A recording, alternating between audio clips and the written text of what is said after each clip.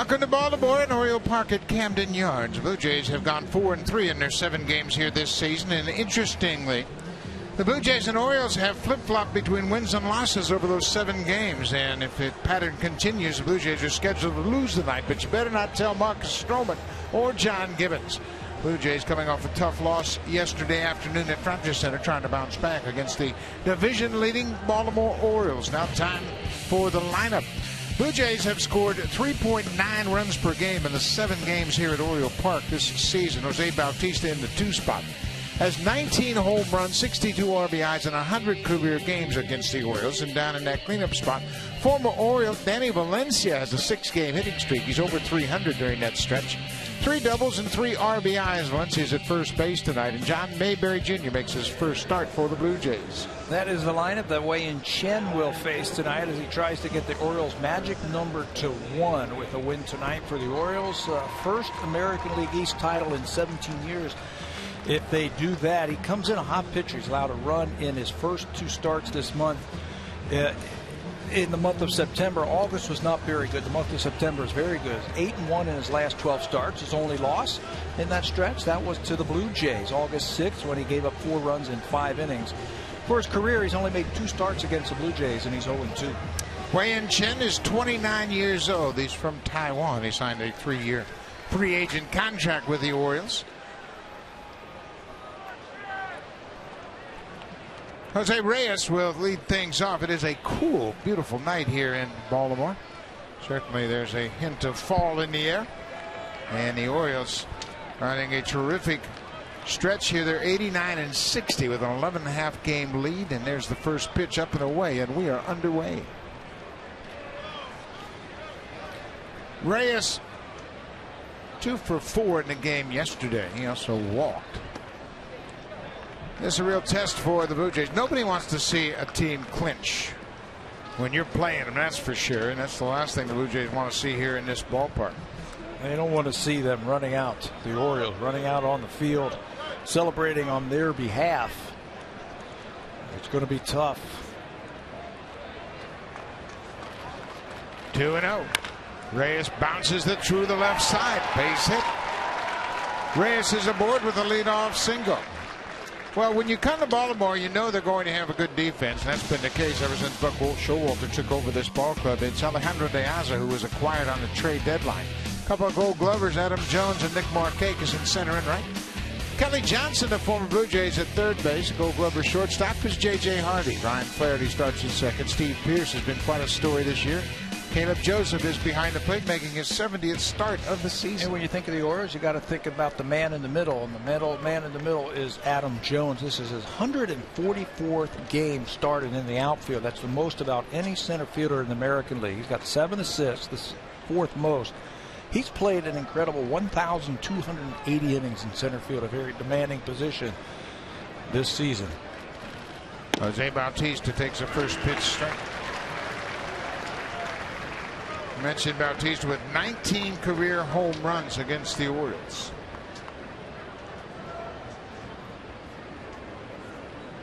Bautista has been hitting in the 2 spot ever since the injury to Melky Cabrera, and it has been a good fit for the Jays. The one thing that the Jays really missed is Melky Cabrera's ability to get on base. The fact that he could get so many hits. When he was hurt, he was second in the American League in hits. But he would hit the tough pitchers, and he would set up big innings for the Blue Jays because he was on base so frequently. Lots of opportunities for Bautista, Encarnacion, Lynn, the middle of that lineup to drive in runs. A little bit different attack now with Melky out. That was quite evident in yesterday's game when all 5 of the Blue Jays runs were scored on home runs. 1-2. Chen working out of the stretch early with Reyes at first.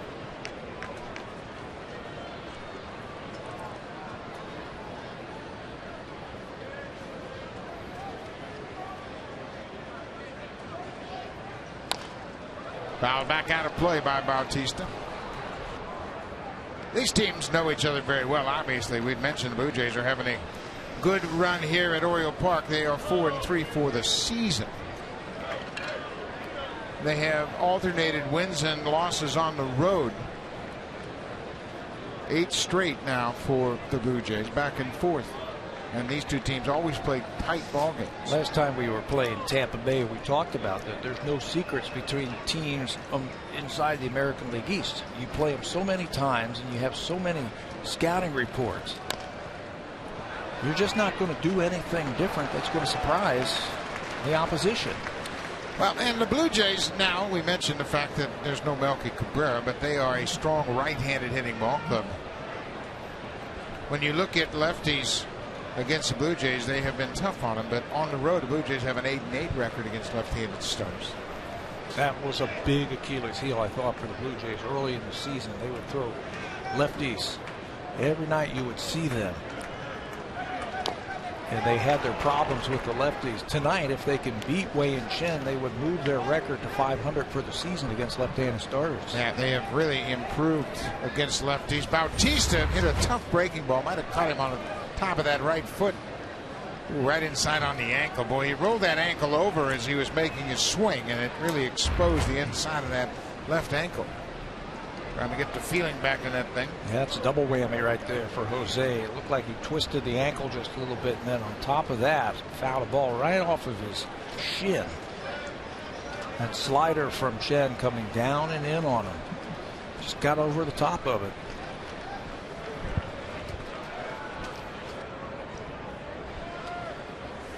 Chen still ahead 1-2.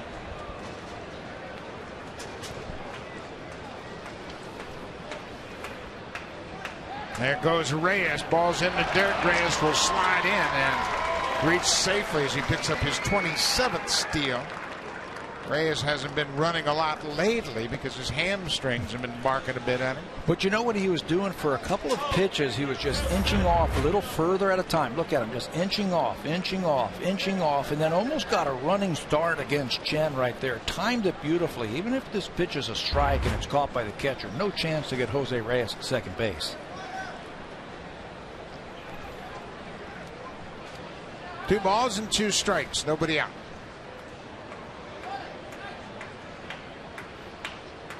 Bautista hits it up the middle. Reyes had to hold his ground. Jones gets it quickly. And Bautista has a hit, back-to-back singles, and set the table for Edwin Encarnacion, who's been swinging a very hot bat lately. Well, he's starting to drive the ball and drive it deep. Any kind of fastball in the inner half, Edwin has been recognizing it early. He has been fouling off the tough pitches, and when they throw a fastball and it catches part of the plate, look what he does with it. He leans back on that one, sent that one over 430 feet to left field. And then once again, inner half, he's hit plenty in his career, and he knows that when he gets a hold of it, he can go into that home run trot. That home run yesterday was off Chris Archer, and it was his 3rd career home run against the Rays right-hander.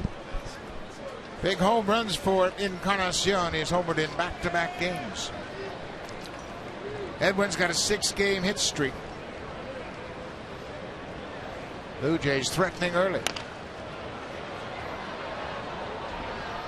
The Jays, as we mentioned, haven't scored many runs. They're averaging under 4 runs a game in this ballpark this season. And they've only hit 5 home runs in 7 games. And this is a great hitter's ballpark right here. The ball really carries to the gaps. It's not very far to the alley and left center field. Hitters like Bautista, Encarnacion, Valencia, the right-handers, Mayberry, should have a field day tonight. Good start so far. 2 right-handed hitters have gone 2 for 2.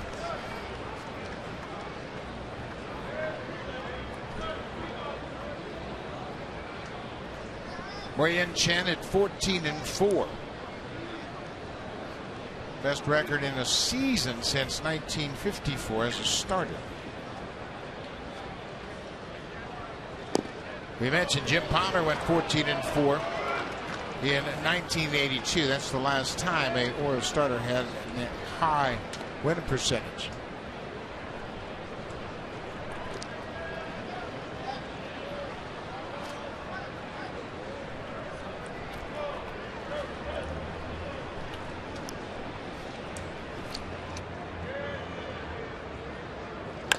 There's another line drive. This is going to get down. De Aza cuts it off. Bautista goes to third. Reyes comes in to score. 3 consecutive hits, and the Blue Jays are on the board. The numbers are starting to bear out right here. Wei-Yin Chen's numbers against the Blue Jays this year, not very good in his career. 2 starts, an ERA over 8.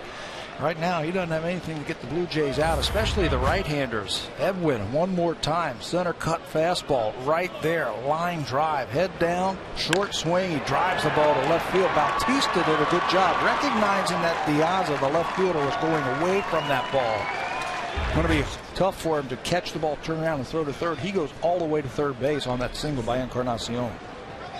Good start for the Jays. They're up 1-0. Danny Valencia. He is in the cleanup spot tonight. Valencia has done a nice job since joining the Blue Jays. He's got this 6-game hit streak working.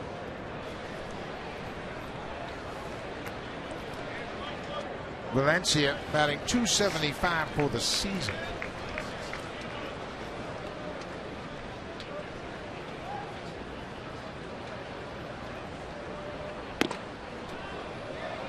Danny Valencia played in 52 games last year for the Orioles. He was traded from Baltimore to Kansas City for David Lowe, who is a left-handed hitting outfielder. He's done a really nice job for the Blue Jays. Defensively at third base, that's a tricky spot at Rogers Center, and he has handled that nicely. And he has come up with some big hits for the Blue Jays. Inside corner. Valencia is now 29 years old. He'll turn 30 in a couple of days. He has put together some good at-bats. That's why I think you see John Gibbons, they've moved him into the cleanup spot tonight against Wei-Yin Chen. He has hit the ball to right field when they needed him to. He's pulled the ball when they needed a long fly ball. He's come up with some big RBIs for the Blue Jays. Now, this is a big inning. You have Chen on the ropes. You've already scored a run, and we have seen this happen a lot where a starter is a little bit wobbly in the first inning, and if you don't knock him out, he's got a chance to settle in, and it could be a long night. So you want to get to Chen a little bit deeper here in the first. Yeah, you want to pile on, if you will. You got a chance now to really put together a big inning. Valencia golfs this one down the left field line. It's hooking foul. Valencia kind of knew it. He never really left the batter's box. He felt like it was going to hook foul.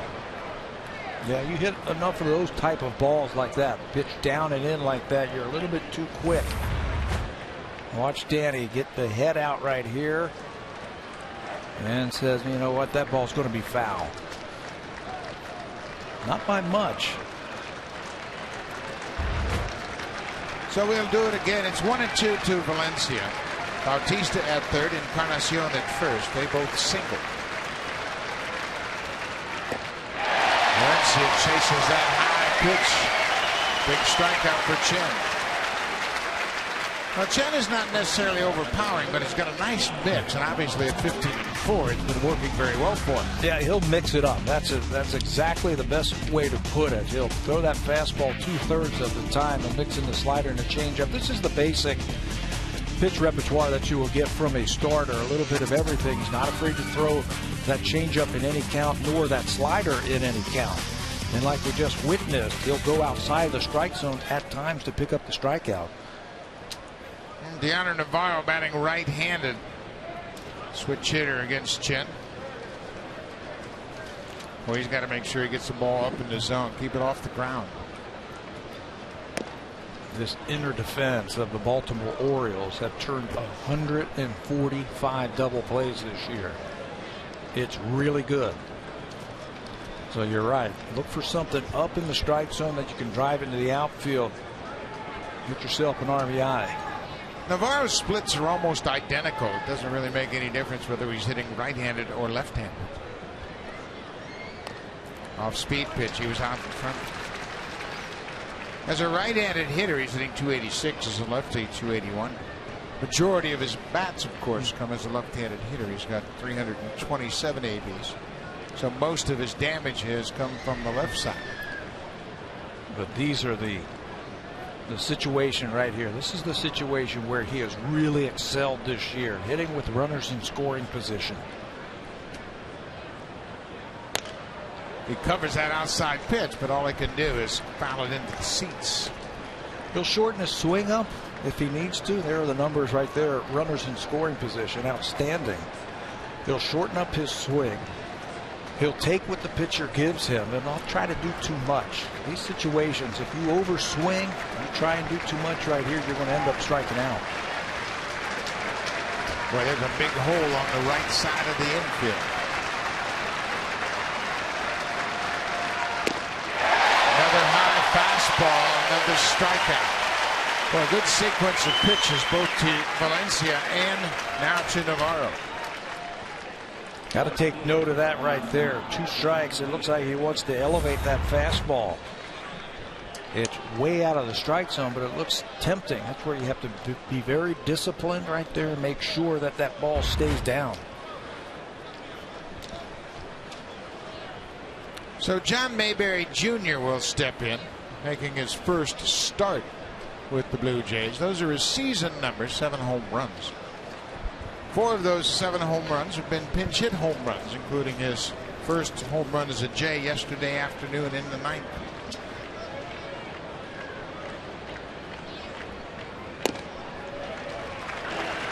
John Mayberry Jr. is now 30 years old. He was originally drafted by the Texas Rangers as a #1 pick out of Stanford University. He, of course, is the son of John Mayberry, who played 5 seasons with the Blue Jays. And from that overhead look that we just saw, if he could just massage a ball to right field, he's going to get a hit and an RBI. There's a little looper, and that's getting down, and Markakis dives and makes a terrific catch. Well, we told you they got some gold glovers on defense, and right there, Markakis saved a run for Wei-Yin Chen. John Gibbons is going to come out of the Blue Jays dugout and check with the umpiring crew as to whether or not he may have trapped that ball. But for the time being, Markakis credited with a terrific catch. Slides that glove underneath the ball just before it hits the turf. It looks like a catch to me. John Gibbons agrees. He's headed back to the dugout. The Blue Jays get 1 but strand a pair.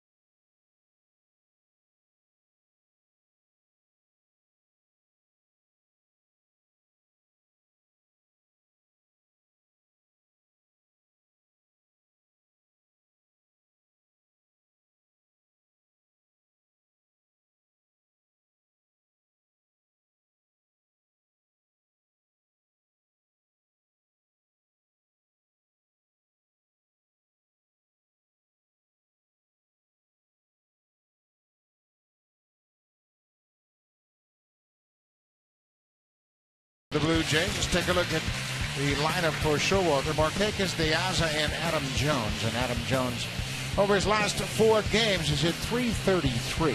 Got 4 doubles, 3 RBIs, and he's one of those guys that you just always have to be aware of where he is in the lineup. Same can be said for Nelson Cruz. Cruz is the DH. Look at his numbers this season against the Blue Jays. 16 for 46, hitting nearly .350 with 3 homers and 13 RBIs. He has always hit the Blue Jays well and driven in a ton of runs. Yeah, it's not just this season for Nelson Cruz. It seems like all the time. But Marcus Stroman, coming off his best start of his young career, allowed 3 hits, struck out 8 in that shutout versus the Chicago Cubs. Had everything working that day. Blue Jays gave Marcus a couple of extra days off here to make this start. He flip-flopped with Mark Burley, so he will get the start against the Orioles, and this is his first career start versus Baltimore. Yeah, there was so much made about the drama of Marcus Stroman missing a start. I don't think he missed a start. I think he's benefiting from this, and I like the matchup. He throws a first pitch strike to Nick Markakis. Markakis has more hits against the Blue Jays since 2006 than anybody in baseball. He's got 167 hits against the Jays. And there's another one. 168 for Markakis, a leadoff single. Now, the Blue Jays have a little different look on defense behind Marcus Stroman. We mentioned Pilar, Bautista, and Mayberry from left to right. Bautista making his 5th start in center. Tollison is at third base. Reyes and Goins up the middle. Danny Valencia, his 6th start at first. And Deanna Navarro making his 94th start behind the plate. And against the left-hander, John Gibbons had to pick between Anthony Gose or Ryan Goins. He wanted Goins in the lineup, so he had to move around the outfield a little bit. Bautista will get the start in center field, and John Mayberry Jr. will get his first start in the outfield. Alejandro De Aza bunts it foul, and Navarro threw to second just in case.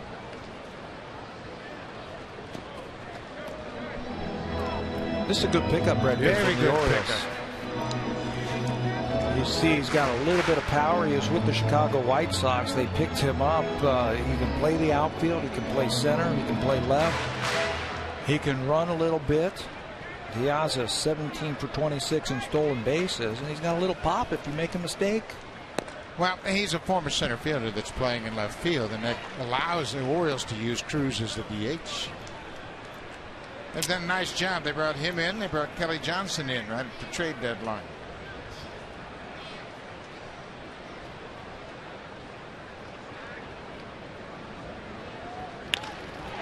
There's a base hit over the third baseman into left field. Pilar over to cut it out. And he's going to throw it to third. They got a shot.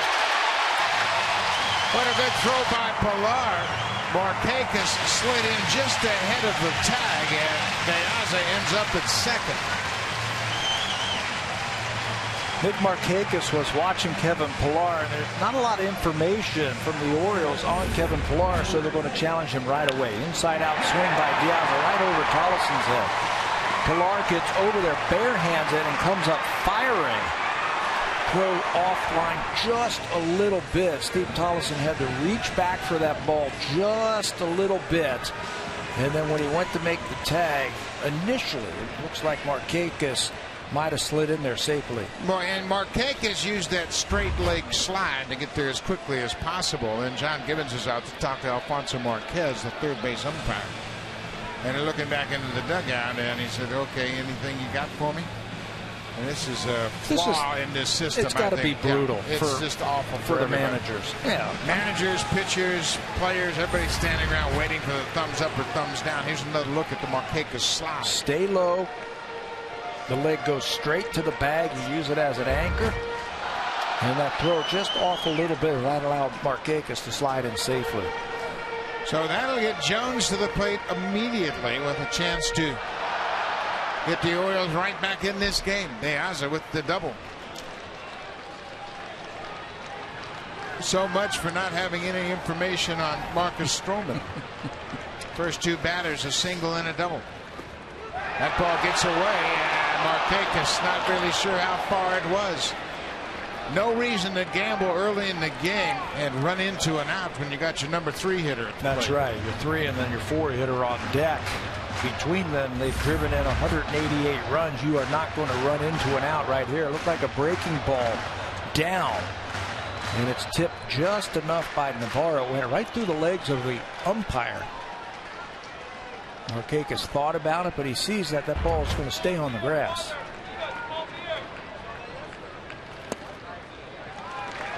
Two and 0. Nelson Cruz is on deck. This is a potent 3-4 punch. Marcus Stroman making his first appearance against the Orioles. He didn't want to, but went around. Now it's 2-1. That's the little wrinkle right there that Marcus Stroman has added since he has come to the big leagues, where he can get that two-seam fastball in on right-handers. Jones was surprised by that one.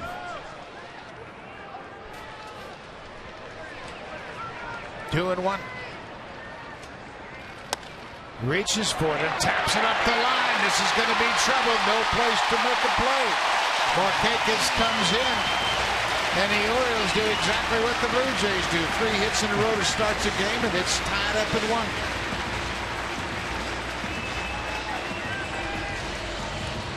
Battle. That's what you have to do when you're facing a pitcher for the first time. Here's his breaking ball, and Jones just taps it. Yeah, unlucky for the Blue Jays, it goes into no man's land. Tollefson is playing at double play depth. He comes in quickly at third base. No chance to get Markakis, and really no chance to get Jones over at first base. So it's an infield hit for Adam Jones. Adam Jones with 130 hits against the Blue Jays. Nelson Cruz. Blue Jays at double play depth. They will trade a run for 2 outs right here early in the ball game. Ground ball at the infield. They'll go for 2 and let the run score. Another check swing. He went around. Ball in the strike. Again, you're not real sure about the fastball, the velocity, the movement. So you might see these types of at-bats or swings, check swings early on.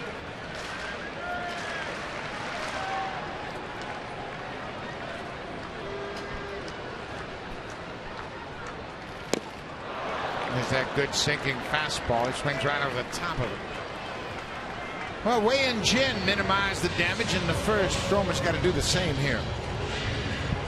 He's capable of racking up strikeouts, as did Chen. Yeah, Chen got a couple of big strikeouts with runners in scoring position. Marcus Stroman needs one right here.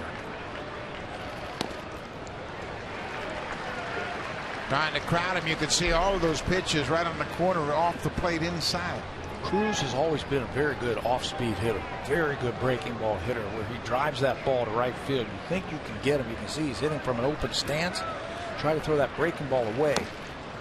He got a piece of it. That was the breaking ball, and you can see where it was, down out over the plate. For a hitter who stands off the plate and has an open stance, he's got tremendous plate coverage. Look where the left foot is.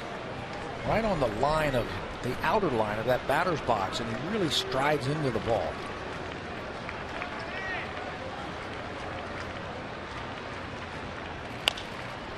That's a foul ball. Cruz is 33 years old. He's bounced around. Of course, he had the suspension for failing a drug test, and he signed a 1-year contract late in the offseason, early in February, in fact. But boy, has this been a good fit for him. Maybe the best sign of the free agent market this year. Yep, I think you're right. $8 million. Look at the impact. Yeah, he's a bargain.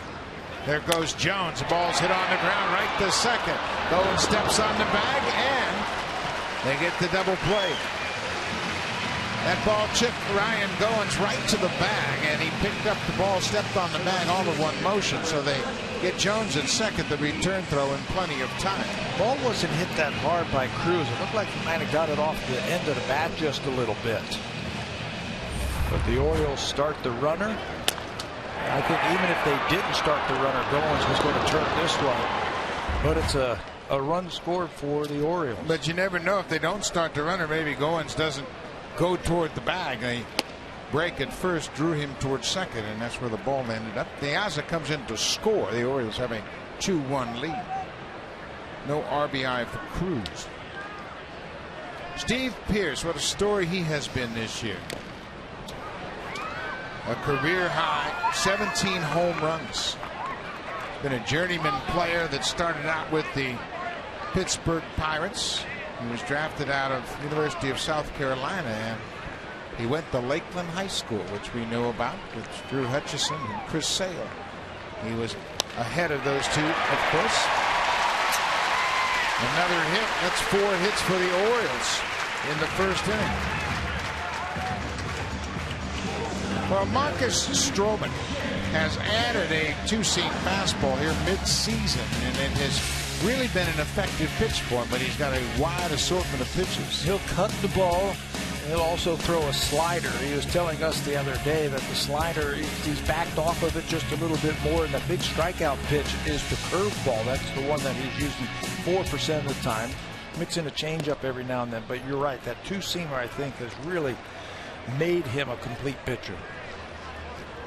J.J. Hardy's been dealing with some back problems lately. He missed 5 straight games because of a wonky back, but he is back in the lineup. There's a fastball strike, 1-1. Quite a fast start to this game when these two clubs, they have met here before. They haven't scored an awful lot of runs. And all we've been talking about is how good the pitching has been for both teams. Tollison goes to second. That'll end the inning. But the Orioles have taken a lead. They scored 2 runs on 4 hits against Marcus Stroman.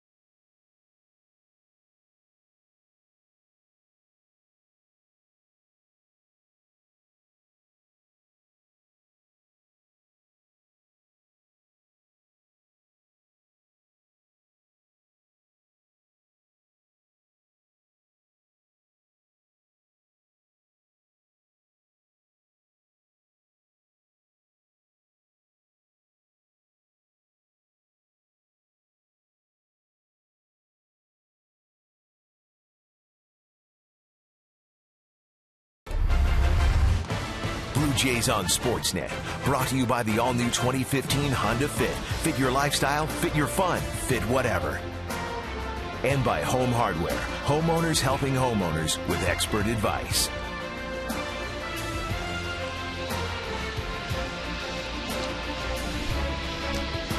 We are in Baltimore, first of 3 against the Orioles. The Orioles played the Sunday night game last night against the Yankees, and they won it in the 9th inning.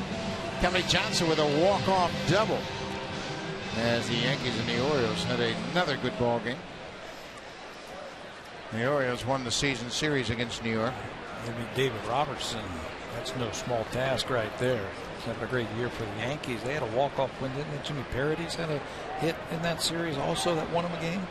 Yep, they have really played well second half of the season, especially in tight ball games. Steve Tollison making the start at third base. It'll be 7, 8, 9 in the Blue Jays order. Tollison followed by Kevin Pillar and then Ryan Goins.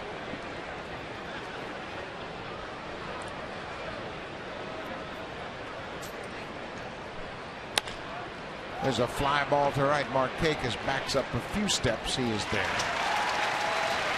1 down.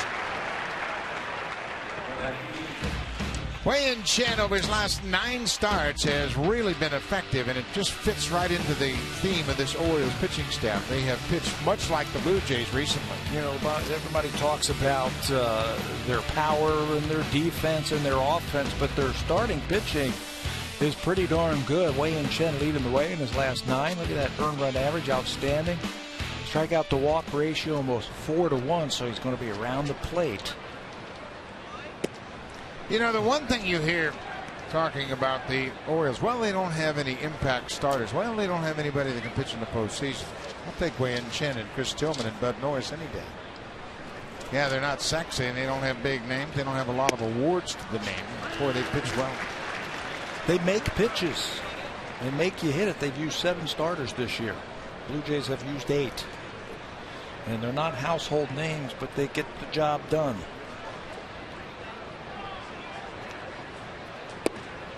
Inside off the plate, Kevin Pillar.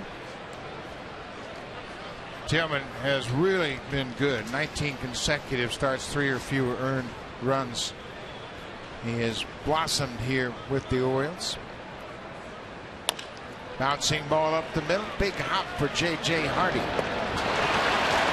2 down.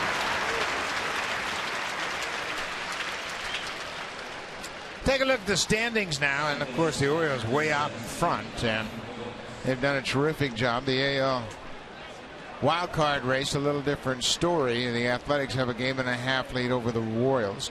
Mariners a game back. Blue Jays are 4 back, and that's the big problem. But you close ground on Seattle, and the Seattle Mariners will be at Rogers Center for a 4-game series beginning next Monday. This is all about, Buck, this is all about winning on the road right now. It's the Blue Jays' last road trip right here. They've played well on the road this season for the most part. They have to win in it. I don't think it's about winning a series right now. I think they have to do something spectacular on the road. Big hop as Pierce shovels the way in. Chen. Nothing spectacular in this set. 3 up, 3 down. Blue Jays go quietly. We'll go to the bottom of the second. Orioles with a 2-1 lead.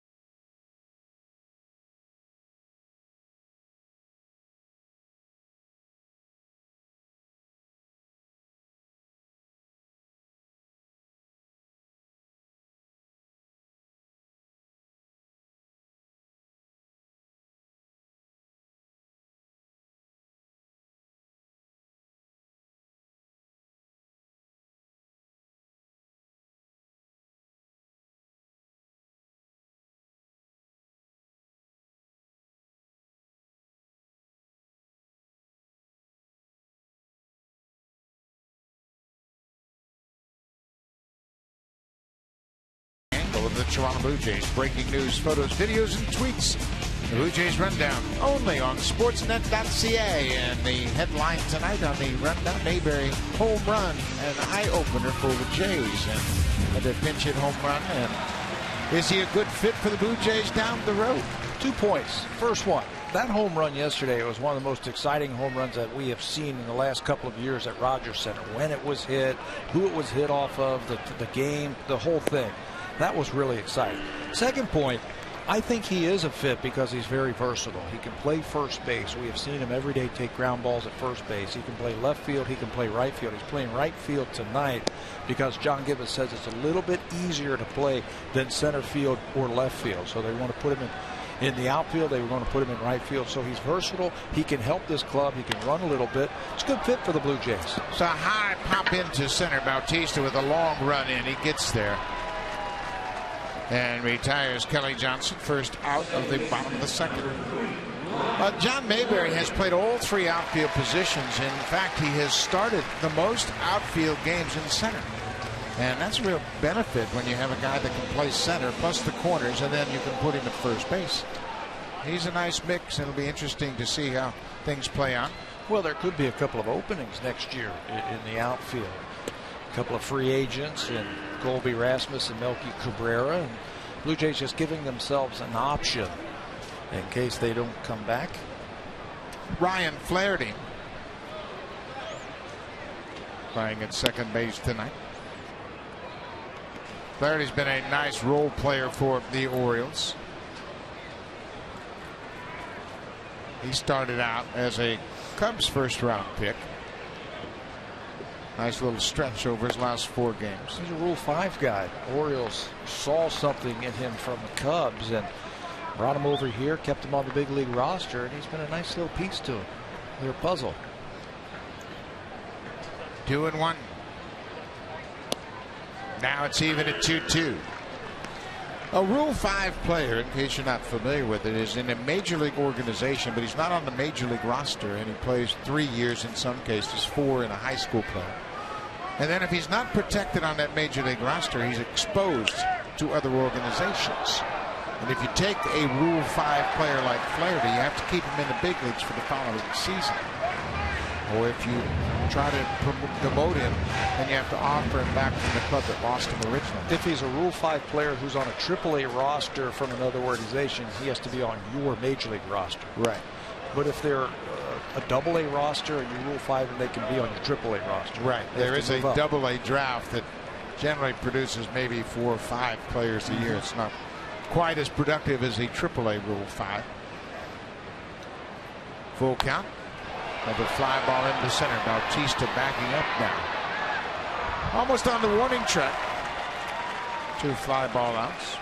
Well, we talk about the run that Wei-Yin Chen is on, and Marcus Stroman is on one of those runs as well. His last 3 starts, he has really pitched well. ERA just over 1.5. Opponents hitting right at 200. And his whip is under 1. That's always good. And those 3 starts are part of that 20 consecutive streak the Blue Jay starters have been on, and he has been a big part of that. 2 base on balls. He beat Boston. He beat Tampa Bay down in Tampa. And he beat the Chicago Cubs with that complete game shutout last time out. On a nice little roll right now. Caleb Joseph, the number 9 hitter and the catcher. Stroman's underneath that fastball. We haven't seen this for a while from him. He's been riding it in the lower parts of the strike zone, where he keeps it on the line, right at the knees. Right now, you're right. He's just opening up a little bit too much and getting underneath it. Same spot. You got to make an adjustment. All 3 of those pitches are in the same spot, and it tells me his body's flying open, his arms dragging, and that's why that ball stays up in the air. Pete Walker, of course, he's well aware of that. There's a bit of an adjustment. He gets it down in the zone.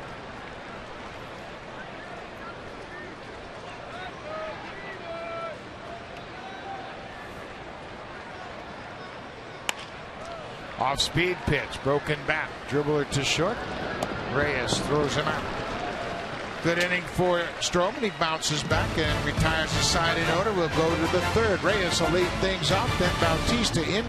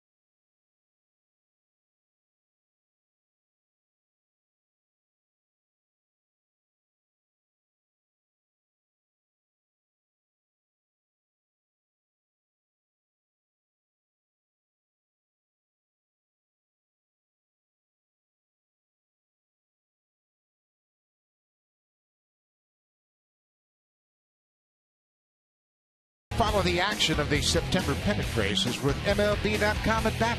At Bat brings you baseball wherever you are with live look-ins, replay reviews, score stats, and highlights. The app is available on the iPhone, iPad, iPod Touch, Android, and BlackBerry. Visit BlueJays.com for more details. And if you have MLB at Bat right now, you'd know that Jacob deGrom, the pitcher for the Mets, had struck out 8 straight batters to start the game tonight against Miami. That ties a major league record set by Jim Shays, who we just saw with the Cubs as their radio color announcer. But what a start for Jacob deGrom. He has allowed a hit, hasn't walked a batter, and he struck out the first 8 tonight. Yelich, Solano, McGee, Ozuna, Bohr, Echeverria, Valdespin, and Jeff Mathis. So timeout. What did he do with number 9? Because that should be the pitcher spot then, right? You got a hit? No, he didn't. He did. Kozar did?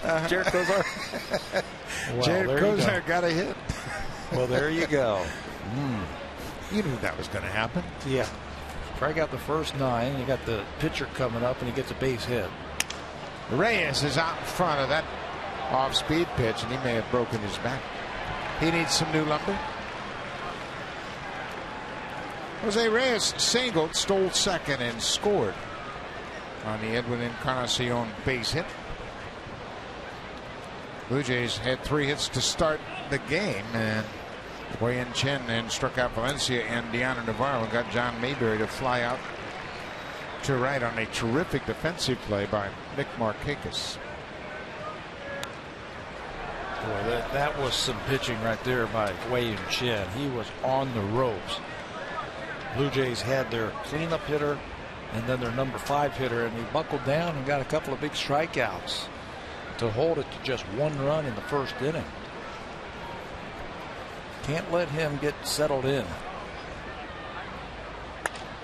There's a little looper to right. Markakis with a long run once again. He gets there and makes the catch.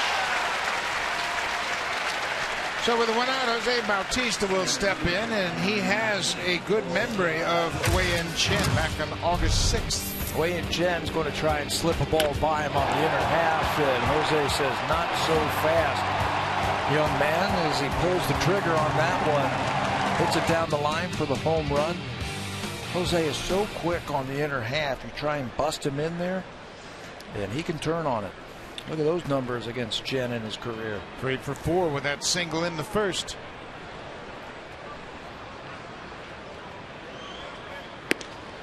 Buck Showalter has been twice named the manager of the year, both in the American League, 94 with the Yankees and 2004 with the Texas Rangers. In 2012, he finished second in the voting right here with the Orioles as they had a turnaround season and made it to the postseason. This is his 5th season as the manager. 1 more win and he will tie Billy Martin on the all-time wins list for managers. He doesn't miss much. You know, you talk to him and he's pretty sharp. Yeah, and he got a chance to reunite with one of his college's former players, Kendall Graveman of the Blue Jays. They both played at Mississippi State. Bautista waves at that breaking ball and strikes out.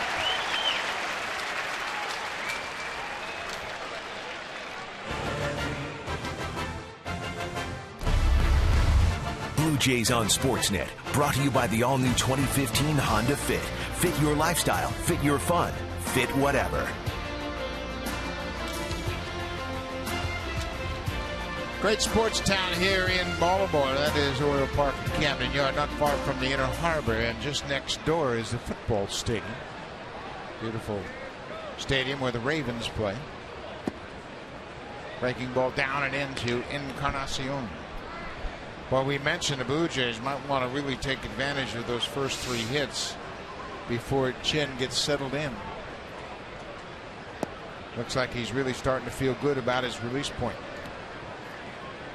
Starting to work the breaking ball in now the 2nd time through. He was retired 8 in a row. Last batter to reach was Edwin with that base hit in the 1st inning. You're going to reach again. It's a bullet into center. Encarnacion is 2 for 2. No fooling him there. No.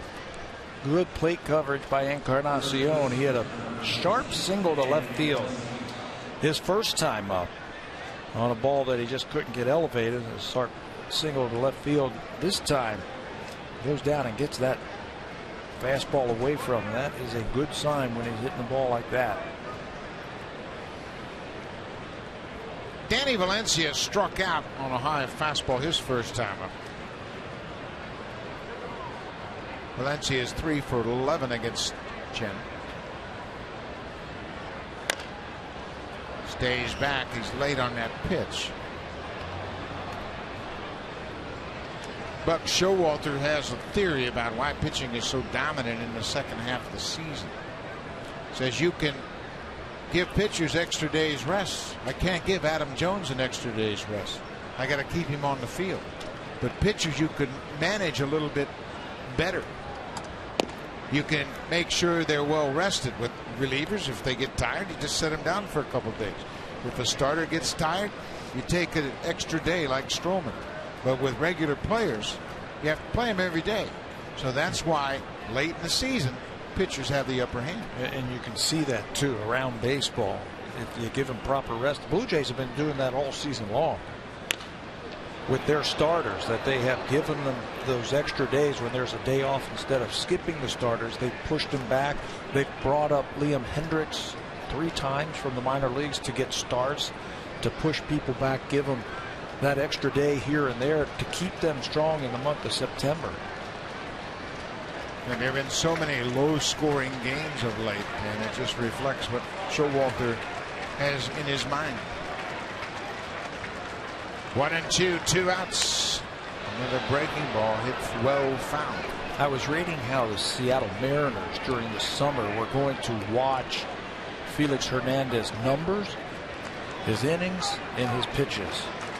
And he didn't like coming out of games, but they said this is all for September, to keep him fresh and keep him strong. We're really going to need him in September. And I watched the game the other night that he was dealing. He was like terrific. First day of the season, the way he was throwing. He and Sonny Gray locked up. This is a fair ball. Kelly Johnson goes to second to end the inning. Valencia is retired. The Blue Jays get a hit, but strand the base runner. 2.5 here in Baltimore. Orioles up 2-1.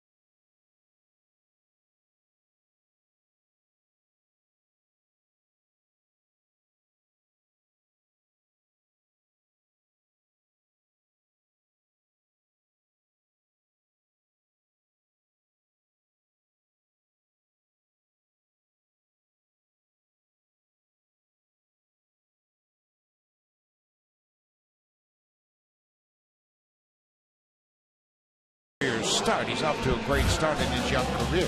We thought we'd take a look at some of the best starts in franchise history. A minimum of 15 starts, the lowest rookie ERA. Juan Guzman out there at 2.99. I remember that in 1991. He burst on the scene for the Blue Jays.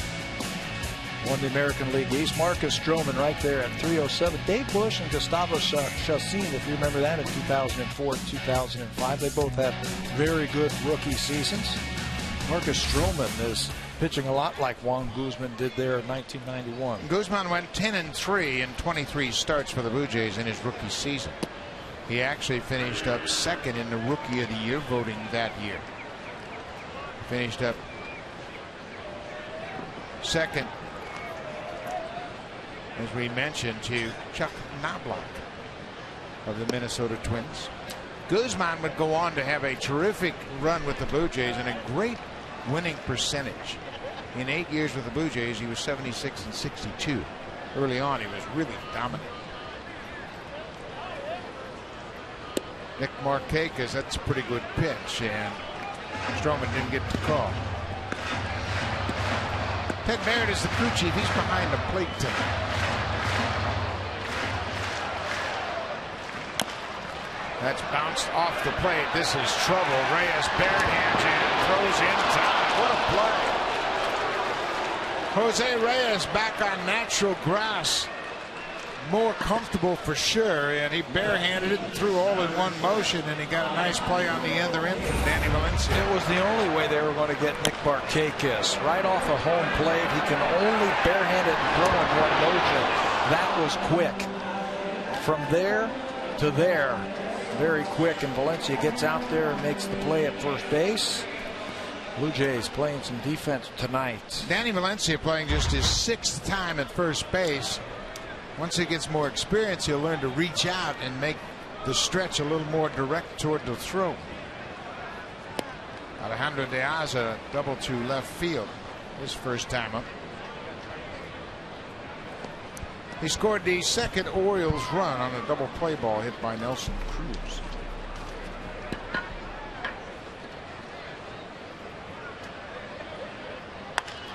There's a liner into center. Bautista came in and backs up and makes a head-high catch. 2 down. Marcus Stroman starting to settle in. Center field, I think, is the easiest position in the outfield to play because everything's in front of you. The ball comes right at you, and Bautista stays low on that one to record the out.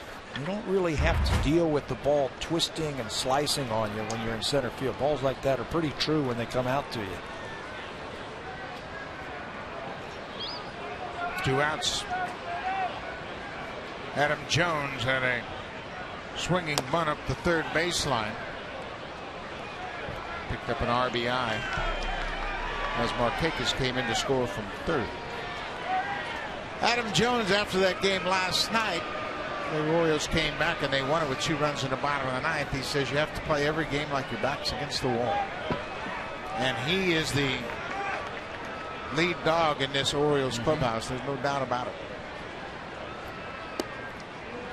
Plays every day. You can count on him. Marcus Stroman pitching with his father in attendance. That's Earl Stroman on the right. And he is from Long Island, New York. Has made the trip down here to see Marcus pitch. 1-2, 2 outs. Gotten to see some proud papas this summer as the youngsters have made their debuts. So Ken Pompey, with his son making his debut at Rogers Center, there's a good sinking fastball. We got to see Aaron Sanchez family at Rogers Center when he came back and pitched in Toronto.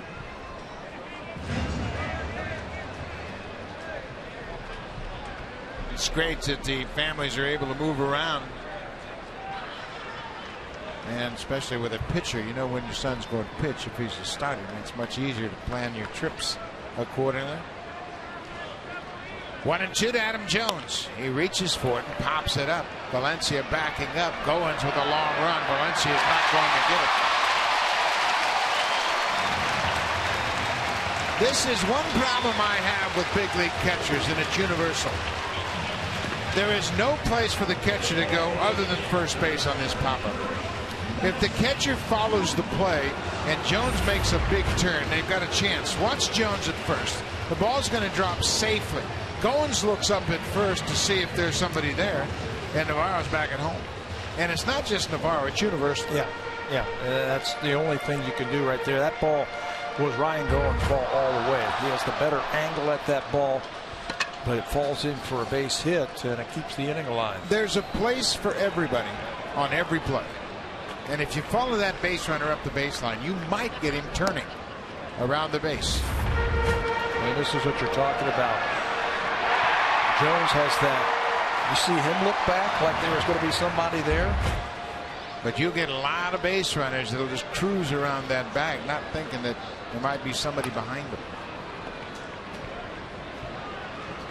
But when you have the three defenders converging on the ball in right field, there's no place else to go but follow the base runner first for the catcher. I remember the old days. The catcher used to go back up throws at first base. Every play. Every play. Yeah. You'd run down the line with the base runner, and there were times that you even thought, well, I'm going to run as fast as he can, just to back up that throw if it gets away. You know why? Because fields were a lot further away. The stands were further away from the bases. And in many ballparks, and you can remember Yankee Stadium, Dodger Stadium was way far away. Oakland's still like that. Yeah, they're all old football fields too. 1-1. Ball in the dirt. Jones is going to move up. Adam Jones saw that ball going to hit in the dirt, and it just skipped behind the catcher, so he moves into scoring position.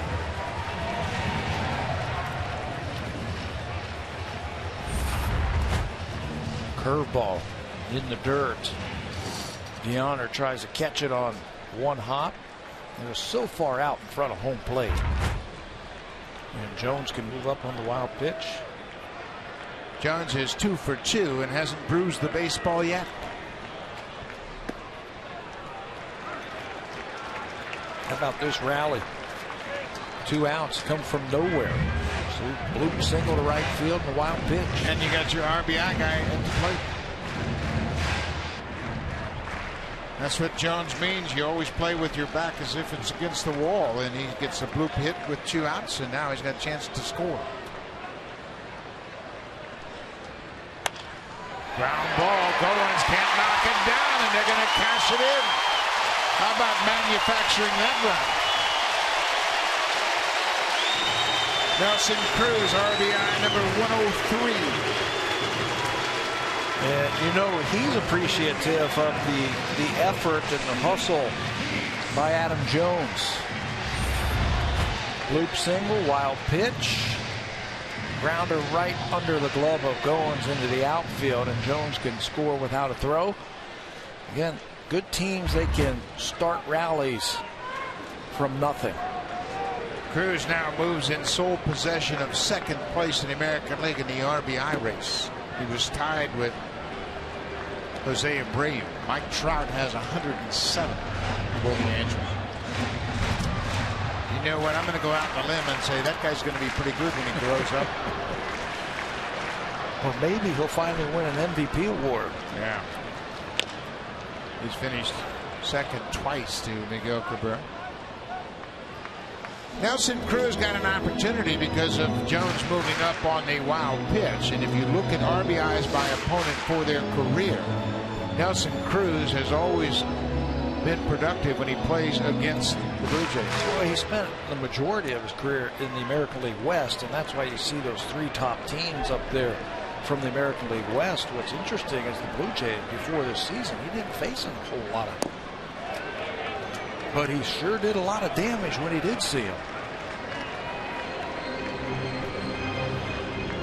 Steve Pearce, he had a single to center in the first inning.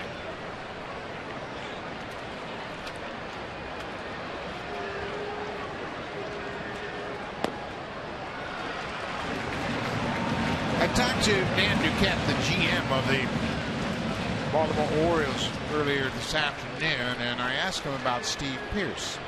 I said, you released him on April 27th, then you re-signed him on the 29th. Explain all of that and how that went down, and it was really kind of interesting. Steve Pearce was caught in a numbers trap early on. They didn't have room for him, and they needed the spot on the roster, so they put him on waivers and designated him for assignment, and he was claimed, and there's speculation that was by the Blue Jays. And he refused that claim. He became a free agent. And within the interim, Chris Davis, the first baseman, got hurt. Buck Showalter said, "What are we going to do for first base?" Dan Duquette said, "How about Steve Pearce?" And they signed him back. And the rest is history. He has come up with big hit after big hit, and he will now play first base the rest of the way this season. And Duquette, in my conversation, said he could literally be considered the MVP of this team because not only what he has done at first base, filling in now for Davis, who's suspended and done for the season. He's played in left field. And he played first base and freed up Chris Davis to play third base when Manny Machado got hurt. Plus the fact now he has proven that he can hit right-handed pitching, so he's become an everyday player. Isn't it funny how baseball works like that? You get a label put on you, and then you get a chance to prove them wrong, and it happens all the time. And the good ones take advantage of it. J.J. Hardy head into a fielder's choice in the first. Remember, this inning started with a bloop pop base hit by Adam Jones with 2 outs.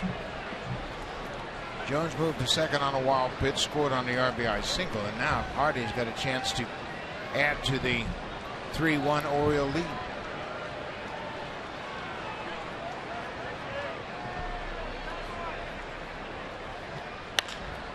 Nice play by Stroman. He throws to first. The inning is over. The Orioles leave a pair. But Adam Jones comes around to score on the Nelson Cruz RBI. Marcus Stroman, a terrific athlete, takes a hit away and had a chance to get up the middle. 3-1 Orioles as we head to the fourth.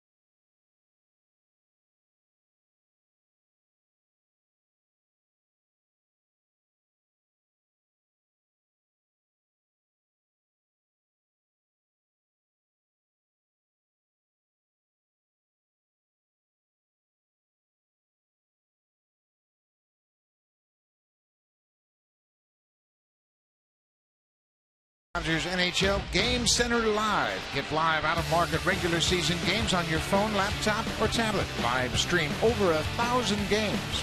Rogers NHL Game Center Live. Check it out. Hockey season just around the corner. Beautiful inner harbor of Baltimore. There's some tall ships in the inner harbor. And it's a beautiful area. They have done a terrific job of recapturing the inner harbor, and they built a terrific tourist destination, and the baseball field is only a few blocks away. I learned something yesterday, September 14th. It was the 200-year anniversary of the Star-Spangled Banner. That's right. And it happened right here in Baltimore Harbor. Fort McHenry, part of the inner harbor. Yeah, it's a pretty special place. Johnny Navarro takes one down and away. Blue Jays trail by 2.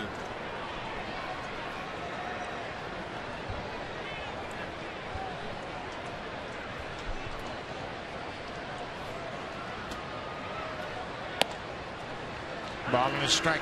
One thing when you're playing against the Orioles, you better make sure that you have a lead late into the game. They've got 3 shutdown relievers down in their bullpen that can close out anything. Zach Britton, Andrew Miller, and Darren O'Day have had a terrific season. And Miller, of course, they picked up from the Red Sox. Ground ball. Hardy with sure hands and strong. You know what? J.J. Hardy reminds me of Brooks Robinson, only at shortstop. You see Brooks Robinson in his heyday, and everybody said, man, he's not very fast. He doesn't have a very good arm.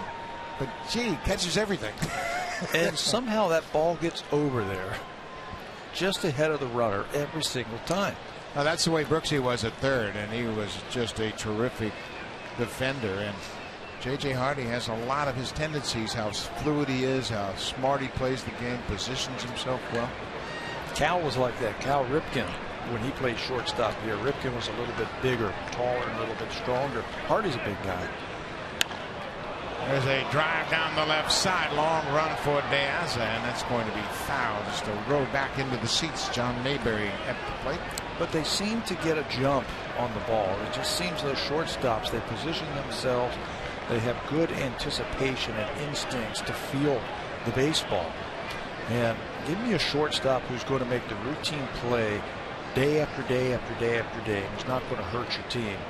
And that's J.J. Hardy. Brooks Robinson statue outside the ballpark here. Cal Ripken, of course, a terrific defender as well. But for me, Cal was more physical than the other guys. I mean, he was a much better athlete. He loved to play basketball. He was a big guy, probably 6'5", and could do a lot of things. And you know, you look at him and say, well, he can do a lot of things. This is popped up behind home. Joseph will run out of room. I mean, if you were to see Brooks Robinson in his heyday, that's Cal's statue outside the ballpark as well. But if you saw Brooks Robinson walking outside the ballpark, you wouldn't pick him out of the crowd. Same with J.J. Hardy. Now, if Cal Ripken walked down the street, you'd say, wow, that guy looks like an athlete. And they're all pretty darn good players. A couple of Hall of Famers and a two-time Gold Glover, J.J. Hardy.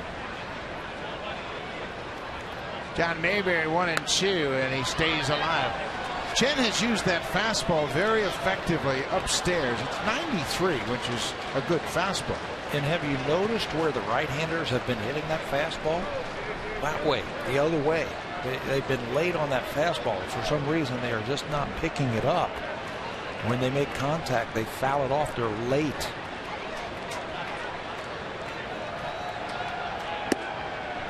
Tried to get him to chase that time, and he laid off.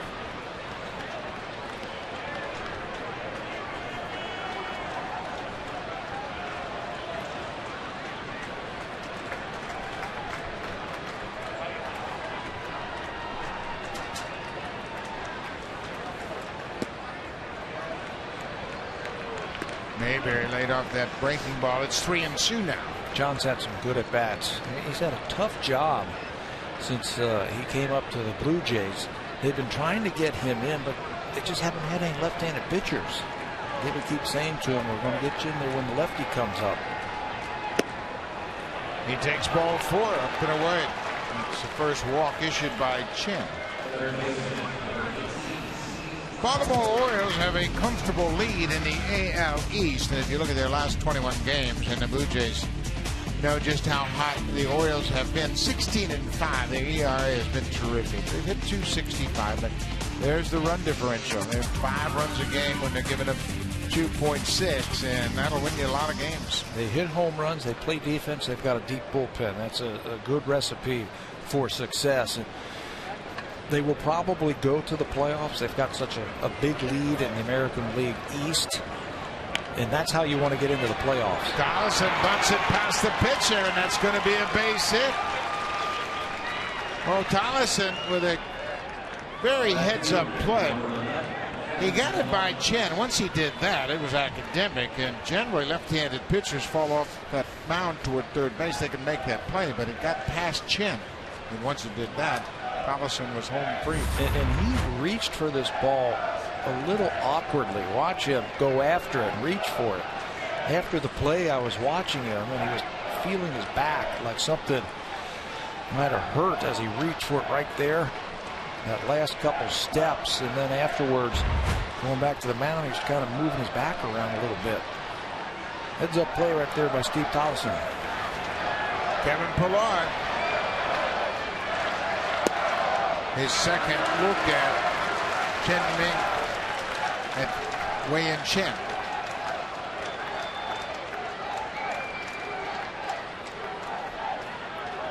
First and second, 1 out. Blue Jays with 5 hits.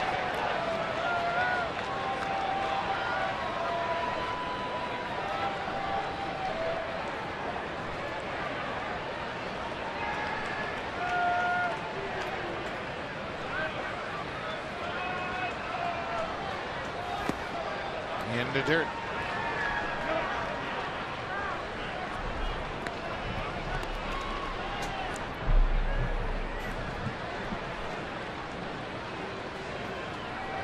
Chen Meng Wong has the most wins of any pitcher from Taiwan, and then Wei-Yin Chen is second. Wong started out with the Yankees. He has 34 major league wins. And then Wei-Yin Chen is second. And if Chen wins his 16th game, he'll make him the first Orioles left-handed starter to win 16 or more games since Jimmy Key won 16 in '97. Similar styles, right? Move the ball around, change speeds, mix in a curveball every now and then. Millar fouls it back. There's another one of those foul balls over the Orioles dugout. Just watch the right-handed batters, how against the fastball, where the foul balls are. They're just a little bit tardy. Tells me that they're just not picking it up, or that fastball's got a little extra life to it as it makes its way towards home plate.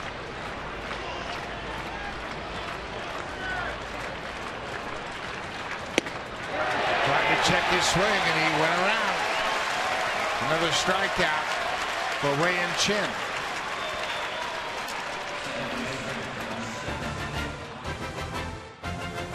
The all-new 2015 Honda Fit. Fit your lifestyle, fit your fun, fit whatever.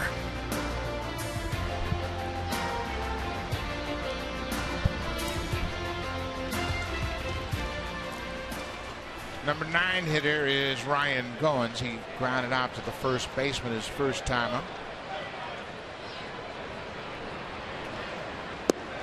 Breaking ball just off the outside corner.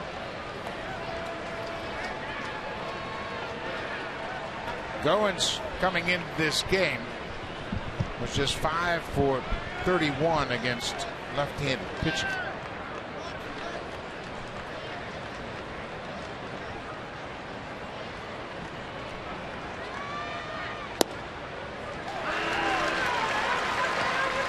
Wei-Yin Chen's doing a good job of throwing strikes on both sides of the plate. Mixing that ball up. He's kept it down when he needs to. The ball that's up, I think he's throwing it up there for a purpose. Change the eye level, stand up those batters just a little bit, and then go back down in the strike zone. He's trying to protect against that breaking ball. Was late on that inside fastball. Chance right here for Ryan to make some points by coming up with a base hit against a tough left-hander with a runner in scoring position and 2 outs. Got to cut into this lead.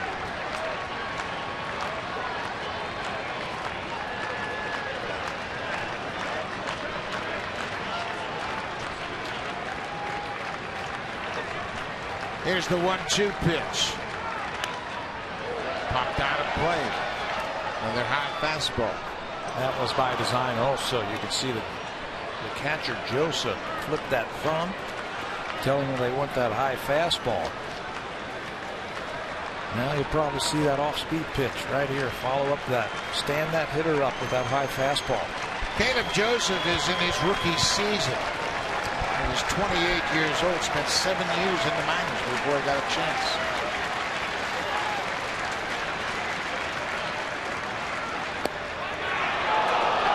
He's done a nice job filling in for the injured Matt Wieters. Wieters has caught just 22 games, and his season was cut short because of Tommy John surgery. But Wieters has been with the ball club and has helped put together the game plans for these catchers. Mentored the young catchers right here, and they have done a very good job. Joseph is throwing out 40% of the base runners trying to steal against him. 2-2. Just off the plate. Good take. He had an idea that he was going back with that breaking ball. Doubled up with it.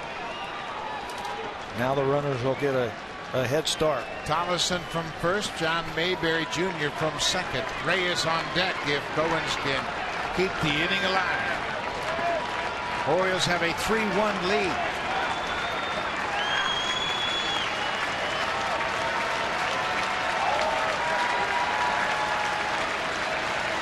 There go the runners. Fouled out of play. He got a fastball. You got to believe that Chen wants to end this at bat and not deal with Reyes in this inning. Would you think he's going to get another fastball? I'm guessing he's going to challenge him.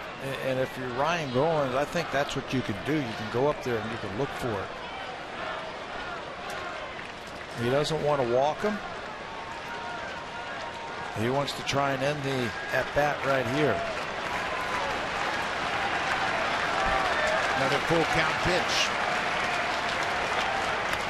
Another fastball. Goins is doing everything he can to battle with Chen. He is choked up on the bat just a little bit to get a little bit more bat control. Fouled off a couple of tough high fastballs. Just too close to take. You know, in most situations, I would agree with the approach. You've got to protect the plate with 2 strikes. I think in this situation, bets are off. Guess fastball and get the head out. And if you're wrong, you're out. But he's got to get a fastball and drive it in.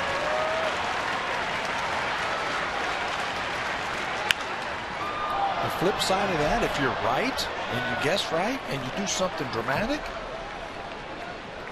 Well, I just think you're in a situation where Ryan Goins has not hit well, especially against lefties, and in this situation, they don't want to see Reyes come up to play with the bases loaded.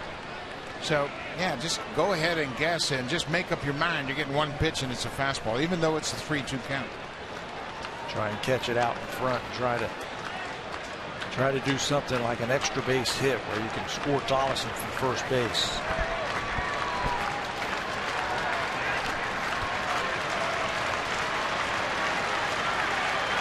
Chen is set. Another 3-2 pitch. There's a drive to left. Diaz is back. That'll end the inning. Goins hit it hard and right to the left fielder. Blue Jays threatened but cannot break through in their half of the fourth.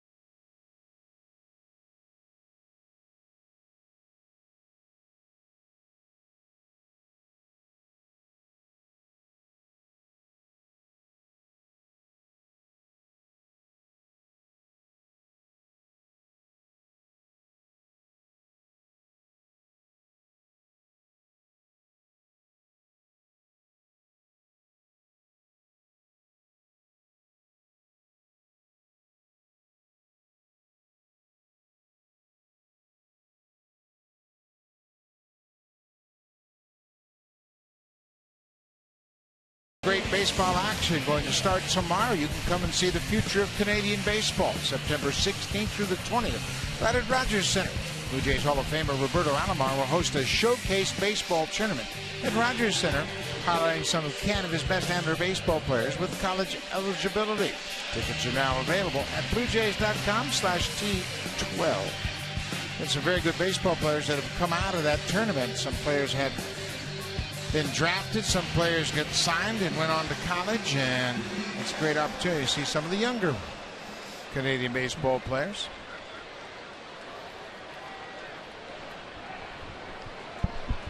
Kelly Johnson will start things off for the Orioles. The Orioles, they covered all the bases, if you will. Right at the trade deadline, they picked up Diaz and Kelly Johnson out at the end of August to make sure they were eligible for the postseason. And Kelly Johnson's a very versatile guy. He began his career as an infielder, moved to the outfield in Atlanta. He's played second, he's played third, he can play first and in the outfield. And he's got some pop, and he has played in the American League East. That's a big factor, I think, why the Orioles went out and got him.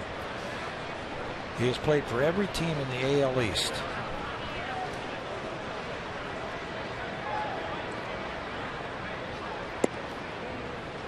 Off-speed pitch outside, took a little off that fastball. One other guy they picked up, that's hard to not think about him, but Andrew Miller out in the bullpen. That was a great pickup, I thought, by the Orioles. Andrew Miller has really solidified in the back end of the Orioles bullpen since he came to Baltimore from the Red Sox.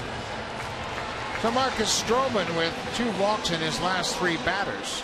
Walks the leadoff man here in the 4th. Blue Jays are going to utilize a shift against Ryan Flaherty.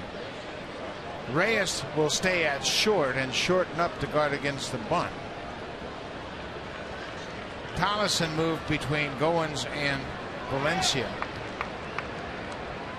There's a drive to left, and you can forget about this one. No shift is going to get that. Ryan Flaherty, home run number 7. Well, it looked like a slower off-speed pitch for Marcus Stroman, and Flaherty was able to recognize it, keep the weight back, keep his hands back. And he's a thin guy, but he's got some power. His 7th home run in limited action this season. Did a very good job of staying back on that breaking ball. Watch him wind up. It's a curveball. The hands stay back, and then when he recognizes it, he gulps it down the right field line for the home run. 5-1 Orioles. Caleb Joseph. So Flaherty talking to Jim Presley, the hitting coach, and there's Chris Tillman behind Presley talking about that home run. There's a breaking ball strike. Those curveballs you don't get them when you need to. That really speeds the bat up. You can see Flaherty got that head of that bat out in front. This is popped up over near the seats. Valencia is going to run out of room as it's back a few rows. But then again, there's another example of a player in Flaherty that is a role player. He moves around, plays everywhere. And Doug Showalter puts his players in situations to succeed. Showalter was telling us before the game he had watched Stroman pitch and watched his numbers and broke down his numbers, and he said since he's thrown that 2-seam fastball, he's a little more neutral. He's been able to pitch to both sides of the plate, so it doesn't really favor you to start the lineup with all lefties or all righties. Ground ball right to the second baseman. First out of the inning. Well, the Baltimore Orioles play in a very hitter-friendly ballpark, but they also have some pretty good hitters. And when you look at the home runs hit by the Orioles going back to 2011, they are the leader of the pack. Orioles, Yankees, and then the Blue Jays, Brewers, and Rangers. And, of course, this is across baseball. But Baltimore Orioles, they're known for pitching and hitting the home run. Ever since I was a young kid, pitching, defense, and the 3-run home runs, that has defined the Baltimore Orioles when they are going well. And it's no different over the last couple of seasons. Of course, the late Earl Weaver was the Hall of Fame manager here for so many years, and That's what he said. He said, you give me good defense and I'll put a good pitcher out there and then somebody will hit me. Markakis flies out to Bautista in center, 2 down. You know, you were just talking about what Buck Showalter was saying to you and I about what we were talking about just before, about him talking about doing what they need to do to win ball games and getting the guys out there to play. He doesn't miss anything. And he was talking about Stroman, since he has got that 2-seam fastball working. I mean, here's the manager of the Baltimore Orioles. They haven't seen Marcus Stroman ever. Well, except in spring training. Pitched against him a little bit in spring training. Now he knows that Stroman throws a 2-seamer. That's doing your homework right there. Being prepared. I don't think he sleeps much. He loves to work baseball, that's for sure. Alejandro Diaz is 1 for 2. He doubled and scored in the first, lined out in the third.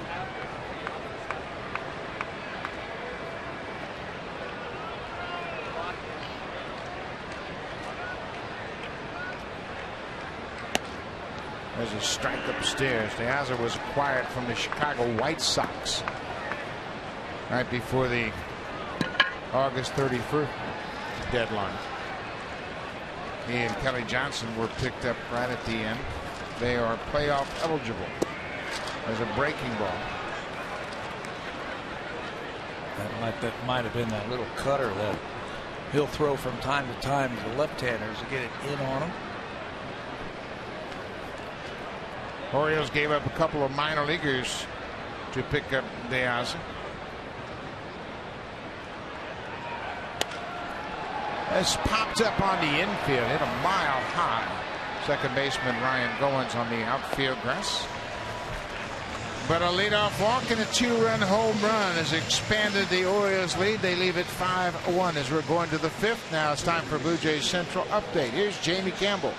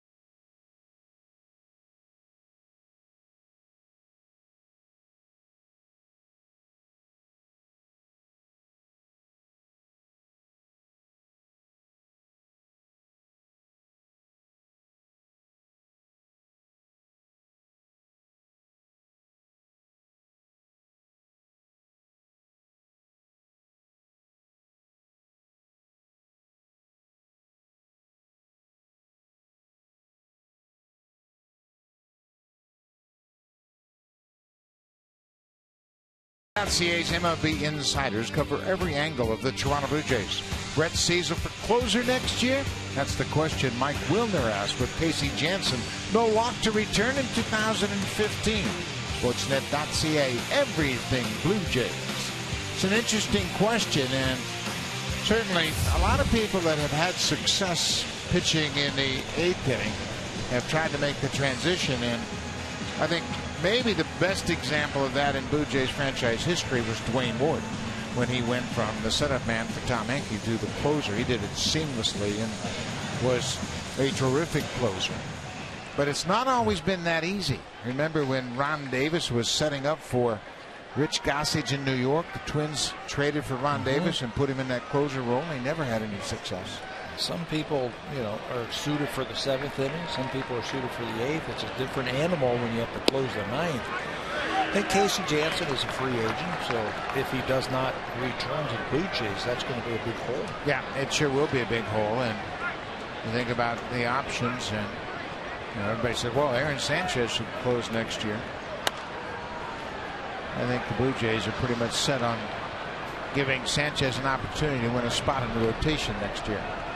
Yeah, if he does 180 to 200 innings next year, that might be a little bit more valuable than 50 or so coming out of the bullpen. I know one manager in the AL East that wants to see Sanchez start. That's Joe Maddon. He said then you only have to see him once a series. 0-2 to Reyes. Line drive in the center. Reyes is 2 for 3 so far. They wanted that fastball up. Caleb Joseph, the catcher, once again wanting the fastball up. Wei-Yin Chen cannot get it there. And you see how Jose got on top of that ball. He really kept the barrel of the bat in his hands above the baseball. On that pitch, to line it back through the middle. Here come the Blue Jays. Jose Bautista's 1 for 2. Hit a home run against Chen on August 6th.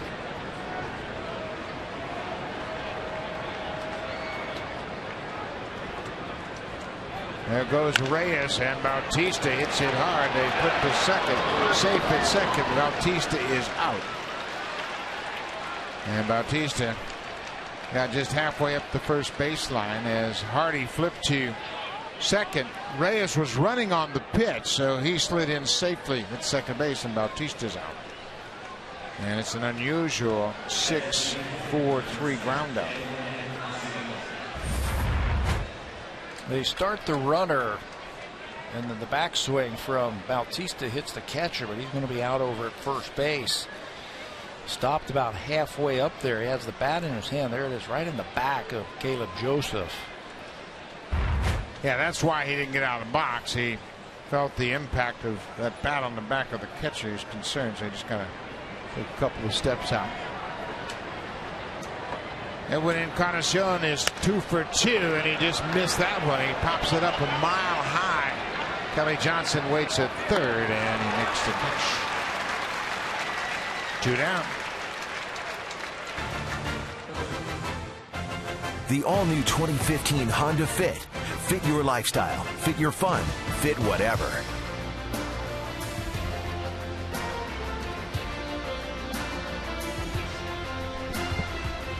Oriole Park at Camden Yards has been a beautiful ballpark since the day it opened, and it accommodates everybody. Great playing surface for the players. Great sightlines from the dugouts. Fans are right on top of the action, and it's a beautiful broadcast facility as well. It's got some of the best sightlines, I think, in the American League. From up here, you get to see a little bit of everything. This was the first of the retro parks that opened in 1992, and I think still one of the best. They have maintained the integrity of the area. That is the B&O Railroad Warehouse, and they utilize that for the Orioles front offices. And there's a street in between that building and the ballpark. It's called Utah Street, and people walk on Utah Street. And anytime there's a long home run hit out of the ballpark, they commemorate where that ball strikes with a brass medallion with the player's name, the date, and the distance of travel.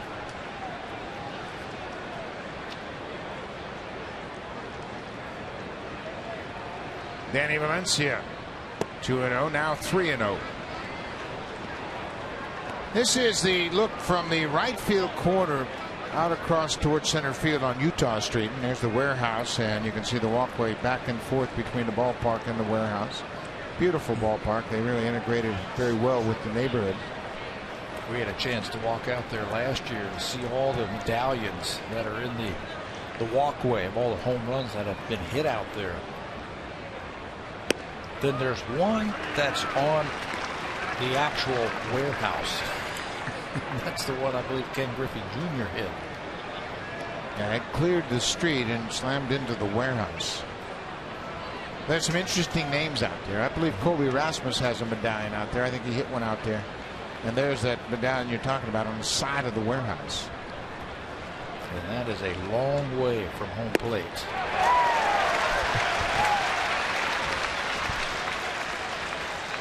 Blue Jays, Carlos Delgado, June 21st, 1998, 415 feet. That's a great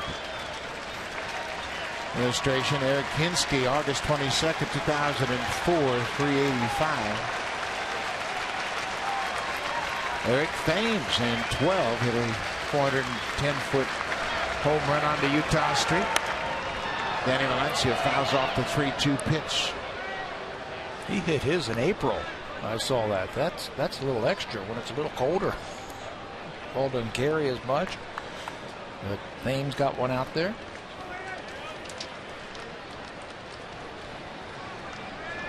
Reyes is at second base. He singled and then advanced on the ground out off the bat of Jose Bautista. Danny Valencia battling against Wei-Yin Chen. Another 3-2 pitch. There's a base hit. Reyes should come around to score. De Aza comes up firing, and the throw is going to be late. Valencia picks up the RBI with a full count, 2-out base hit. Fought that one off. That was another fastball in the inner half, and Valencia just fought it off of him. And was able to get the ball into the outfield for the base hit. Reyes had some words for Caleb Joseph after he scored. And now he's going back out onto the field as he felt like Joseph was blocking his path to the plate. When he got up, he turned to Ted Barrett and said, "Hey, man, he was blocking the plate." They had a few words as Reyes scores with 2 outs. Diaz comes up firing. He's got a good arm. He's got 6 outfield assists. And I think he stepped on his hand. I think that's what Jose's upset about. He might have stepped on his finger. He wasn't blocking the plate. He gave him a lane to slide in. But it looked like the foot stepped up and he might have spiked Jose in the left hand. He's obviously upset and had some words for Joseph. 5-2 Oriole lead now as Valencia picks up the RBI. His 25th. Well, you can see Joseph took his foot from his initial position and then stepped to his left to cut off the path, actually before he caught the baseball, and that's what Reyes was upset about. But he did step in front of the path before he had the baseball, which is counter to the rule.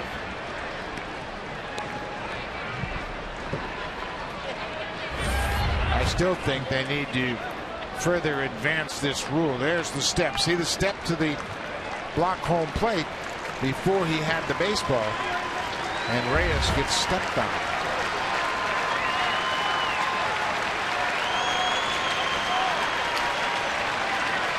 Oh, 2 to Deanna Navarro. Upstairs.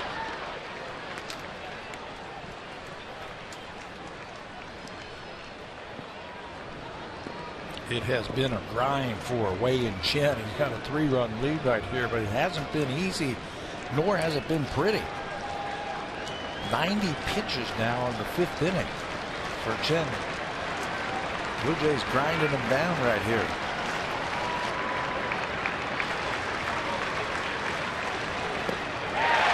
Navarro strikes out. Blue Jays get a run on 2 hits, but leave another base runner. They have stranded 6 so far. Valencia picks up the RBI.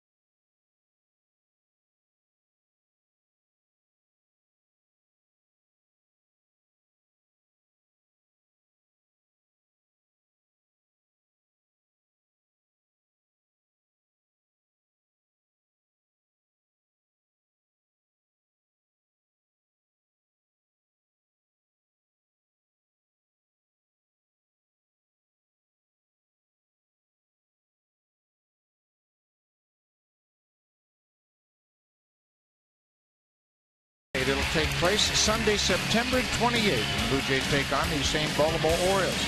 Game time is 1:07 p.m. First 20,000 fans receive a Blue Jays warm winter hat. Call the Jays at 416-341-1234 or log online at BlueJays.com and get your tickets. The Blue Jays warm winter hat giveaway. It's all presented by Allstate.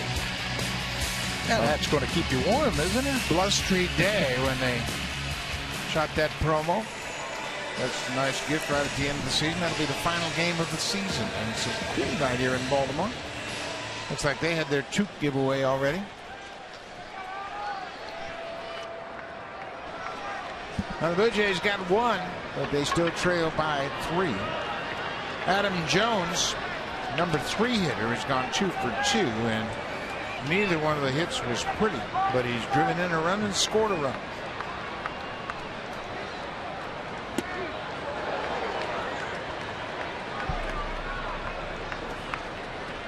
Jones was originally drafted by the Seattle Mariners, and he came to the Orioles in that terrific trade when basically the Orioles stocked up their team, trading Eric Bedard to Seattle.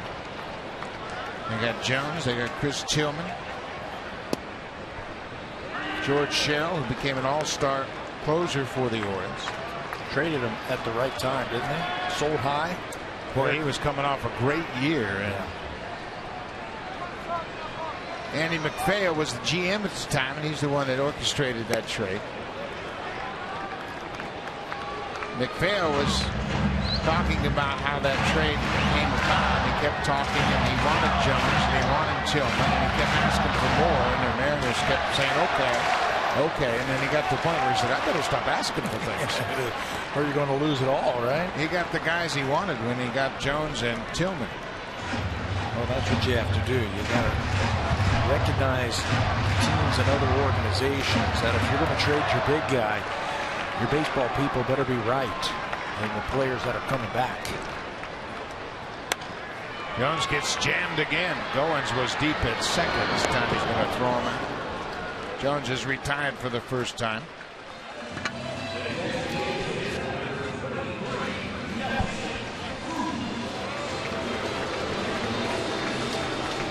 Nelson Cruz will step in the box with 1 out. Cruz picked up an RBI in the 3rd with a 2-out single.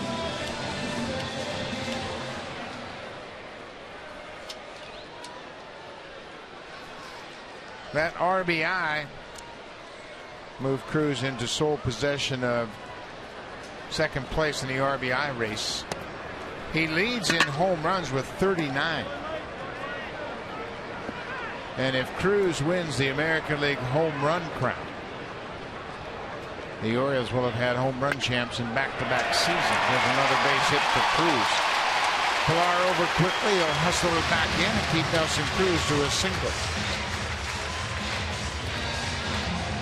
Does such a good job of pulling his hands in and fighting off that inside pitch. He likes the ball out in front of him where he can work the ball around the field, but you pitch him in like that, like Marcus Stroman did, he's able to pull the hands in and watch him just push the ball off of his body for a base hit.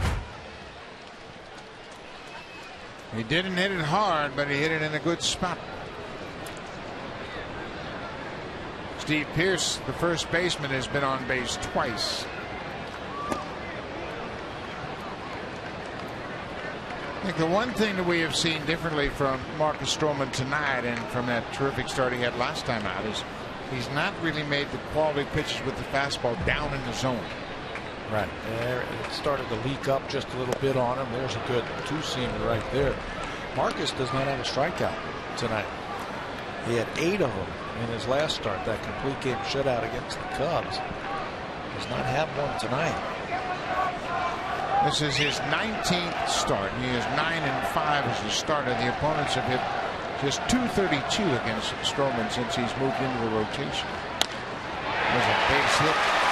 Steve Pearce just reached out and poked it to right. So much for being a platoon player. Pierce is perfect. He's 2 for 2 with a walk, and that will get Aaron Hoof up and throwing. And that base hit's going to get Pete Walker out of the Blue Jays dugout. 9 hits now for the Baltimore Orioles. And That's a shot right there. The base hit by Pierce, where the shift, the overshift by the Blue Jays backfired on him just a little bit. Pierce has that ability to go the other way, and he just shoots that ball from Stroman into right field.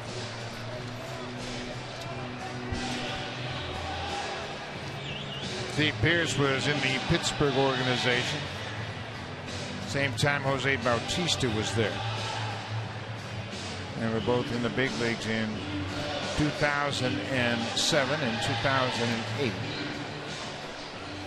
As Bautista came to Toronto mid-season in 2008. Pretty good 4-game hit streak, 7 for 13 with a homer for the Orioles first baseman. 1 out. Walker has delivered the message to Stroman.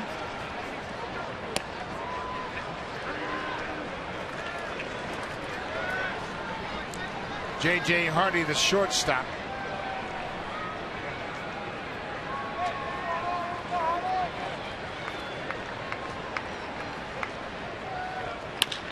Ground ball. Reyes hits short. Quickly to Goins. Quickly to first. A double play. Ryan Goins and Reyes teamed up for the double play that ends the inning. The Orioles will leave a runner. We'll go to the 6th. 5-2 Baltimore.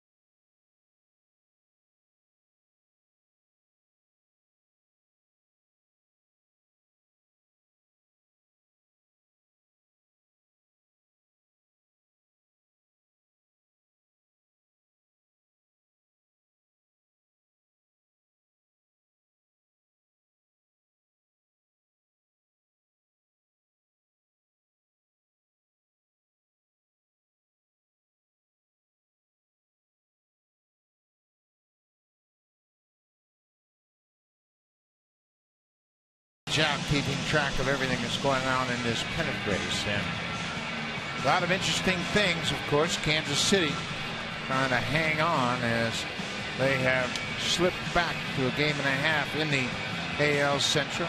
Detroit has won 3 in a row, while Kansas City has lost their last game. Kansas City is still the second wild card team right now. Oakland, Kansas City, they lead Seattle by a game. James Shields started tonight for Kansas City. Danny Duffy will go tomorrow, and Giordano Ventura in the final game. John Danks started for the White Sox. Chris Bassett will start in game 2, and then the bad news for Kansas City, Chris Sale will start in the finale against Giordano Ventura. Chris Sale is 12-3 with a 199 earned run average. Well, bad news for them. Good news if you're a Tiger fan. This is popped up. Flaherty on the third base side of second makes the catch. Or a Mariner fan, you gotta like that. Those are the teams that are chasing Kansas City, trying to knock that off.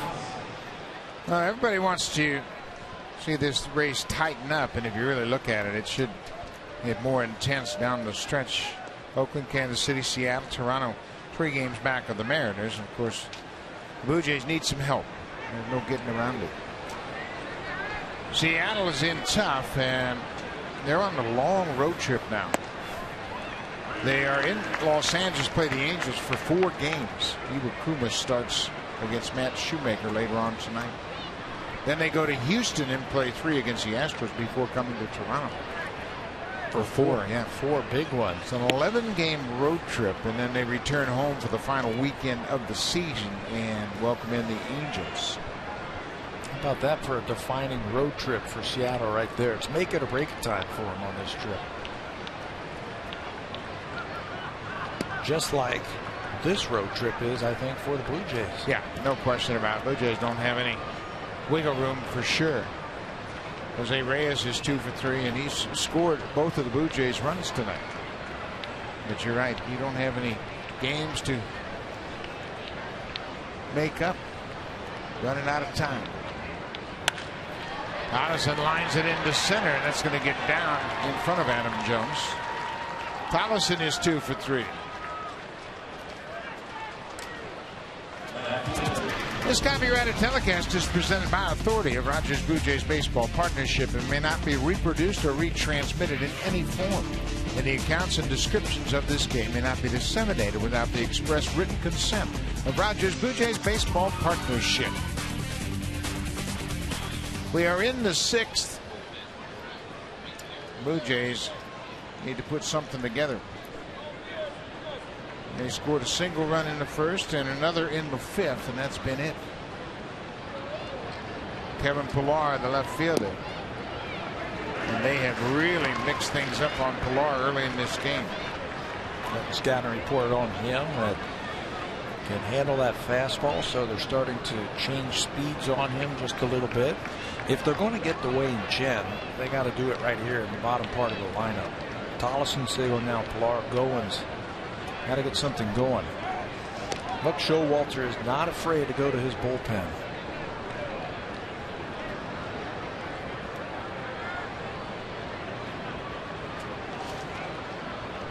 Brad Brock is loosening up, and he looks like he's going to be first out. Don Cheedy is the bullpen coach, keeping a close eye on Brock. Ball in the dirt. Ball in the strike. And you're right, the Blue Jays need some production, and where the bottom part of the order was really handcuffed yesterday in that ball game started by Chris Archer.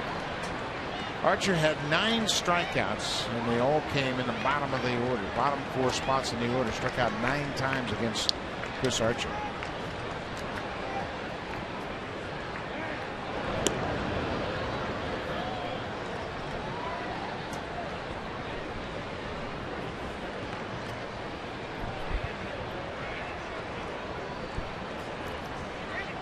Chen has thrown 99 pitches, and it seems as though around baseball that 100 pitches, that's the magic number. And they start to get the bullpen going. They've made him work. Both pitchers have been made to work tonight. 17 hits from both of these teams tonight. The Blue Jays have stranded 6. The Orioles have left 4 aboard.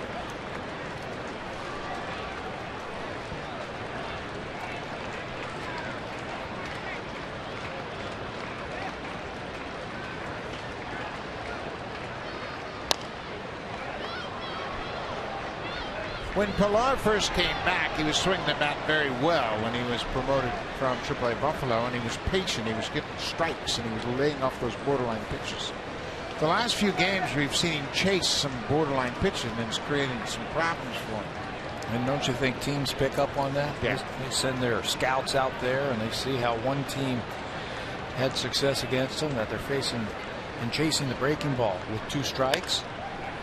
This ball is looped into center. Jones is not going to make a play. He tried to decoy Tollison into holding up, but Tollison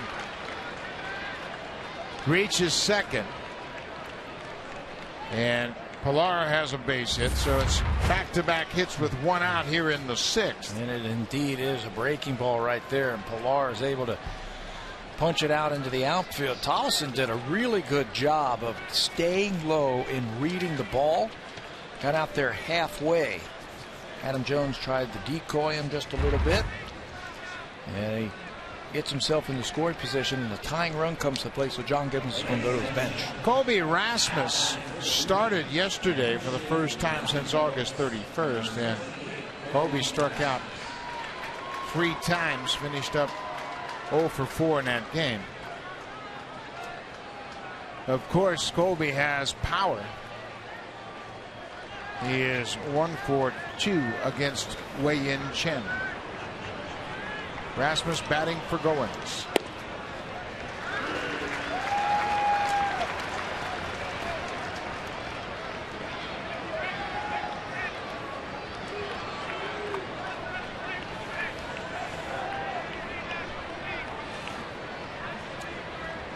Four for 10 as a pinch hitter with 3 homers.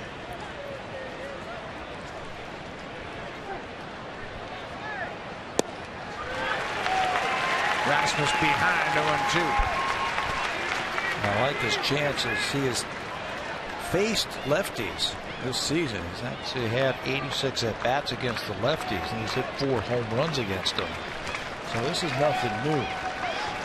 I wonder why you're sending up the lefty. They don't have any righties on the bench except Dalton Pompey, the switch hitter.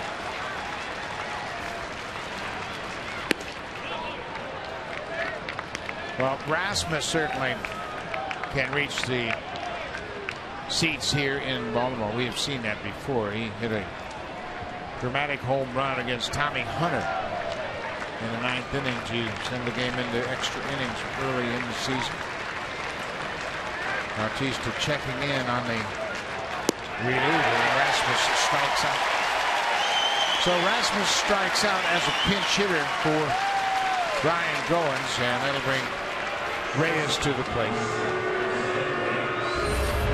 Hoping for the home run, and Chen throws him that breaking ball. It sweeps away from Rasmus. And now Buck Showalter out. And that'll be it for Chen. Reyes already 2 for 3 against Chen. Buck Showalter wanted to give Reyes a different look, so it'll be Brad Brock into the ball game. The Orioles have a 3-run lead. Reyes to face Brock. It'll be comeback.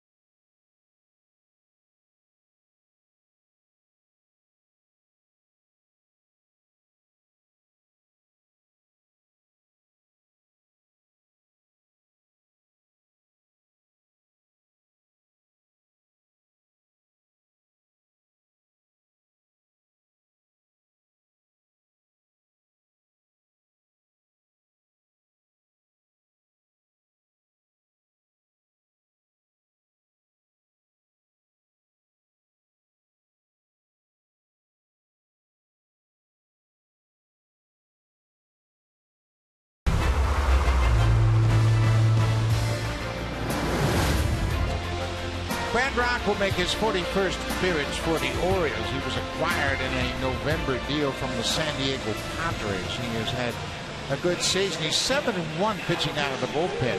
Right-handers have not hit well at all. Left-handers not much better. Ball moves all over the place. You can really sink it. Sinker-slider combination for Brock. At times he will get wild. You can see the 23 base on balls and 49 strikeouts for him. When he throws hard, he gets a lot of movement, gets a lot of ground ball outs. He's retired 32 of the first batters he's faced, 32 of 40. Reyes batting as a left-hander for the first time. Throws that first pitch foul. 2 for 3, and Reyes has scored both of the Blue Jays runs.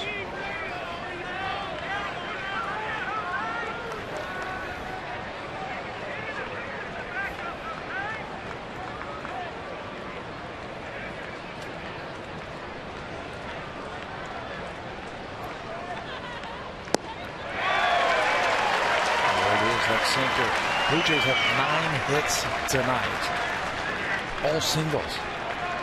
Time for an extra base hit right now. Extra base hit, and the Blue Jays are going to be right back in this game. Blue Jays are 3 for 10 with runners in scoring position. They've had plenty of opportunities.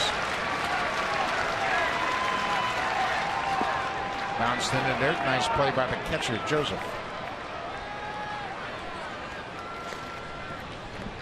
Well, obviously, this is a pivotal point of the game with Reyes batting with 2 outs. Bautista is behind him.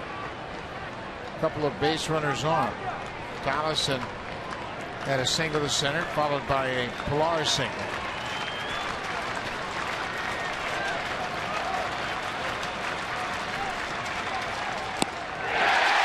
Reyes strikes out. Brad Brock comes out of the pen and puts out the fire. Blue Jays have now stranded 8. They trail in Baltimore by 3.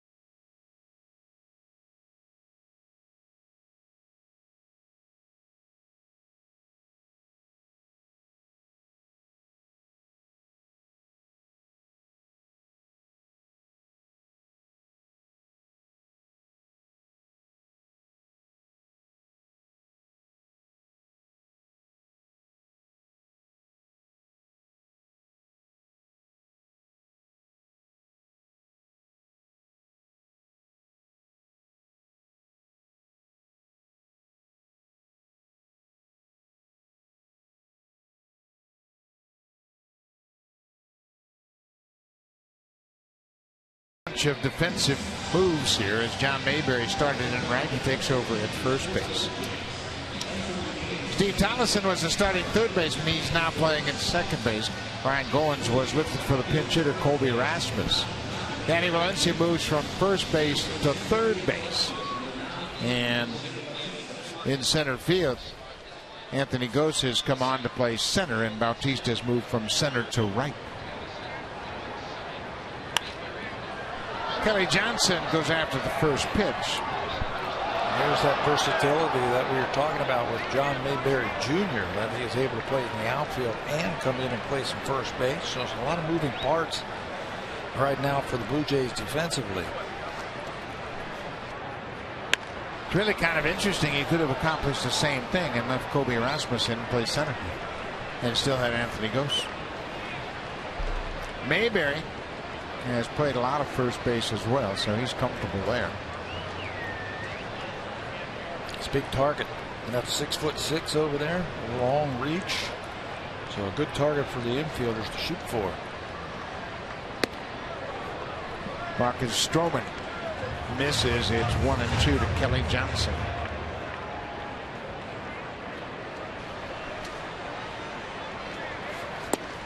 There's that comeback fastball. Johnson is out on strikes. That's the first strikeout for Stroman tonight. Well, the Blue Jays pitchers have been on a terrific run. 20 consecutive starts of 6 or more innings. And you look at this season, the Royals had a similar run, 19. But the closest you could get, the Braves, are 13. Blue Jays had another one at 13 straight. But, boy, you rack together those kinds of numbers from your starting staff. You're going to win some of those games, and they have a 12-8 record over the span of those 20 games. Yeah, on top of giving them innings and making it a lot easier, taking some of the pressure off that bullpen, is their earned run average has been good. It's been under 3. The starters have gone 10-3 individually during that stretch, and they have pitched to a 268 earned run average. Drew Hutchison 2-0 with a 178 earned run average during that 20-game stretch. Dickey and Stroman both going 3-0 during their starts in that 20-game stretch.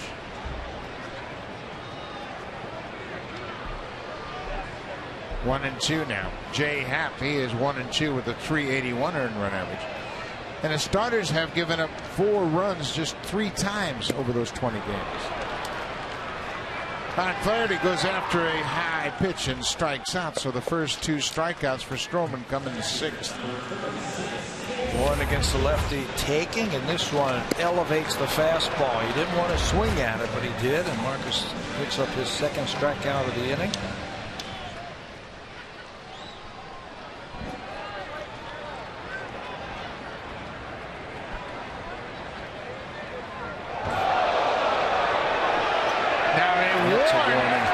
I don't know why they would warn him. Ted Barrett, remember, Joseph and Reyes had words at home plate, but Stroman, I don't know that was intentional. Umpire Ted Barrett thought it was. Yes, right away he went out there to warn Marcus Stroman on that one. So now both teams have been warned, so the umpires will play it accordingly, and then Stroman drops that pitch on the outside corner. It's a curious situation when you're trying to stay alive in the wild card race with 2 outs in the 6th inning, that you would concern yourself with that. There's plenty of other opportunities to retaliate if you felt that's necessary. I'm with you. I know. Secret here, his control has been really good, and that was a calling card right there, a reason. Yeah, it was behind him, and you can't blame Barrett for putting that warning in effect, and there's a breaking ball.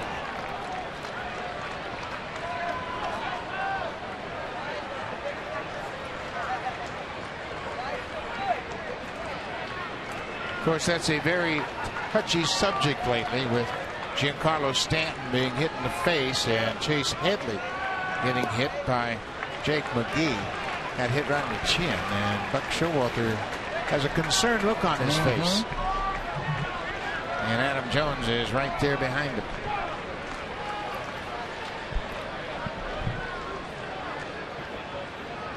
Three and two, 2 outs.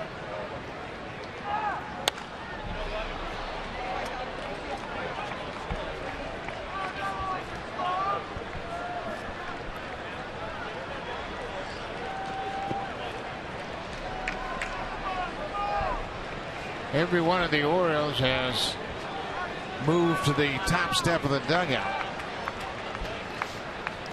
after that pitch went behind Joseph's head. So Stroman strikes out the side. The Blue Jays have now gone 21 straight games, 6 or more innings.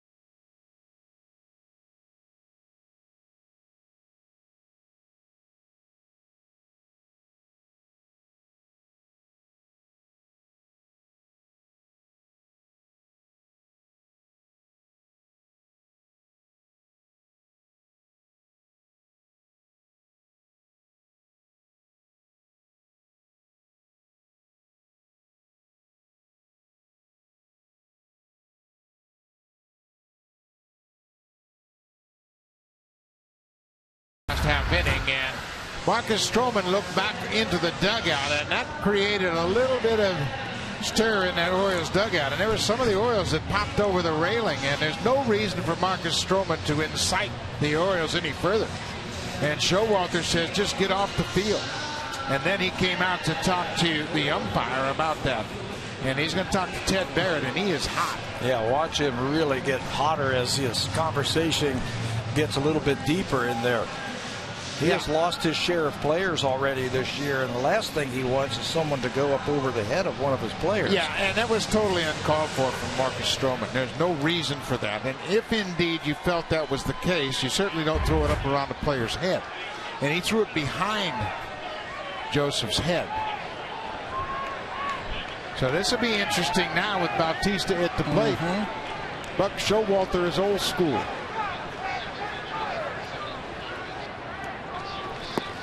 First pitch, breaking ball. I think what you want to do is remember what you're here for. You're here to win the ball game right now. Keep your eye on the prize of trying to win the game. You can't get distracted by these little fires that happen during the game. Bautista lines it to left. Diaz got a good read on it. He makes the catch. One out. We are in the seventh. The Orioles have a 5-2 lead. Well, there's the pitching professor, Mark Burley, making sure that Stroman understands.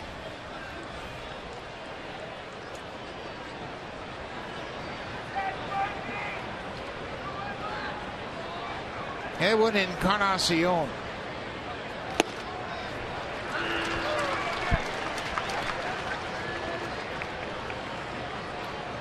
Edwin 2 for 3. He picked up an RBI in the first.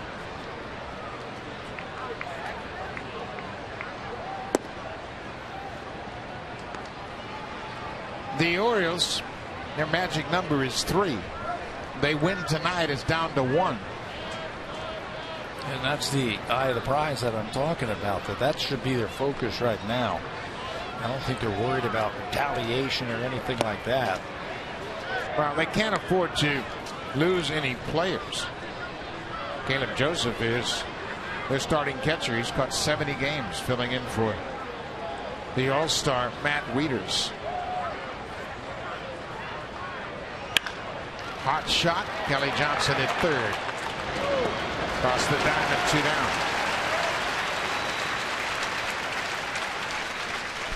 Brad Brock came in the 6th inning and struck out Jose Reyes with a couple aboard. Wei-Yin Chen is in line for the win. It would be his 16th win.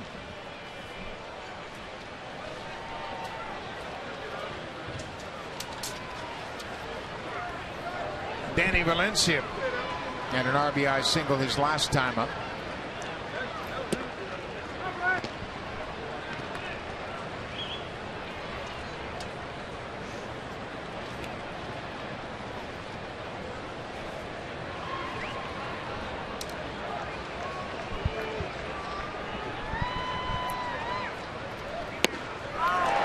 Ball on the strike.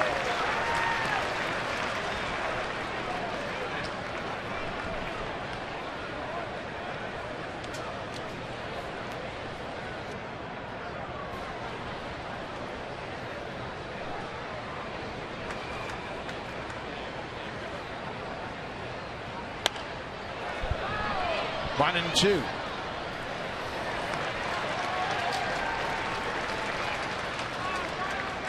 Danny's shaking his head right now. He just can't get that fastball out in front. Brock's got good stuff.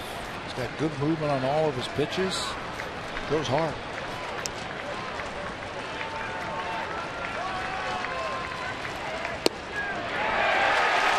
Strike 3 call.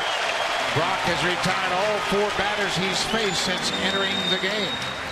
We'll go to the bottom of the 7th. Marquez, Diaz, and Jones. Top of the order for the Orioles.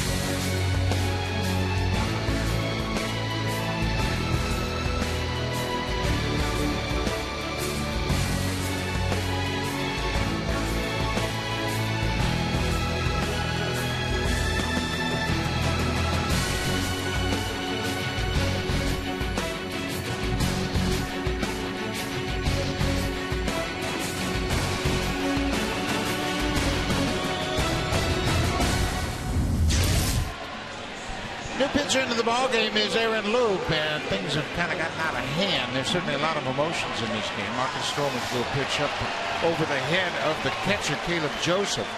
And Buck Showalter came out and expressed his thoughts to Ted Barrett, the home plate umpire. Aaron Loop's into the ball game. This will be his 67th appearance of the season. A couple of lefties coming up to lead off this inning. You see Aaron Loop's left-handers are hitting just 152 against Loop with that crossfire delivery.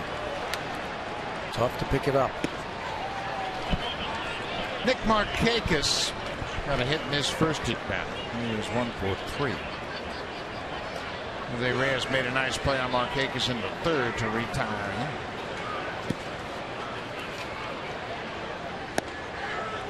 Ball and a strike to Markakis.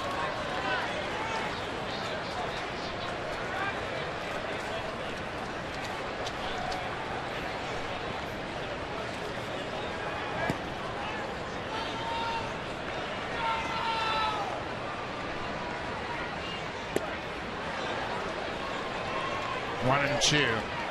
Loop's had another terrific season. As it doesn't make any difference, lefties, righties, you can bring him in the game with runners on. He has command, he has control, he has the ability to rack up strikeouts. Stifle the opposition. Worked in yesterday's game, just 1/3 of an inning. Came in with a runner on base and got out of that inning, so he should be fresh tonight. They have action in the bullpen again, a right-hander, so Luke might just be here for these left-handers. Markakis and Diaza. Jones will follow Diaza. There's a little looper to short. Reyes takes it on one out. One down. Marcus Stroman continued that stretch. Now 21 straight games where Blue Jays starter has gone at least 6 innings.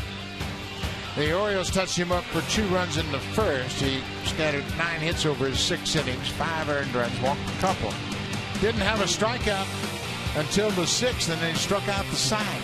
Finished that one off. The breaking ball came back in that last inning. He didn't have the pinpoint control like he had in his last start. He wasn't able to put the fastball where he wanted to and then finish off the batters with that breaking ball. Diaza bunts it up the first baseline, but Luke gets off the mound in good shape, and he throws him out, 2 down.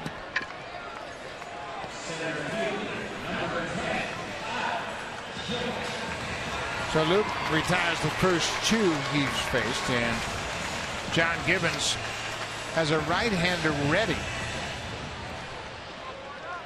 But it looks like Gibbons is going to stay put. Dustin McGowan is loose and standing by.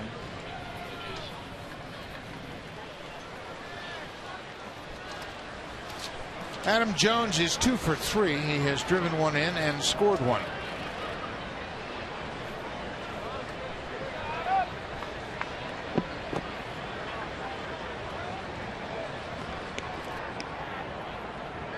Jones against Loop is 2 for 3 with a homer.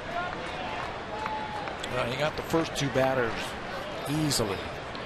And if he doesn't have to burn a reliever, if he can get out of this inning, and then he doesn't have to bring in another reliever. But if he loses him, you will probably see McGowan. Can't afford to give up any more runs. It's getting late. Blue Jays trail by 3. And back into the Orioles bullpen is rock solid. Another inside pitch, and there's a lot of moans and groans from the crowd. There has been a warning issued to both teams. And you can see those pitches are inside, but Luke pitches inside. Sure. Better than anybody in the league. As a left-hander with a right-hander, you're right. He's got to go in there. And he does so very effectively.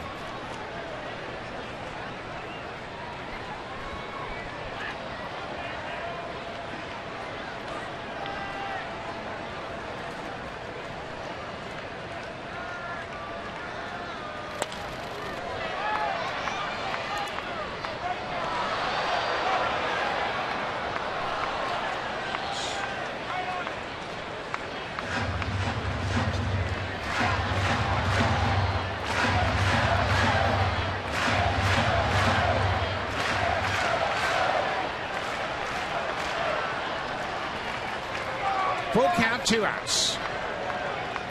Luke trying to close out the bottom of the 7th. There's a base hit, looked like a changeup, and Jones just stroked it through the left side. His 3rd hit of the night.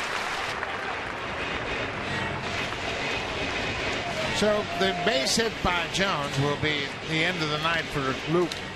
Luke retired the first 2 batters. Dustin McGowan is coming down the ramp. He'll come on to face Nelson Cruz with a man aboard and 2 outs. Good matchup here as the Blue Jays are trying to keep it a 3-run game.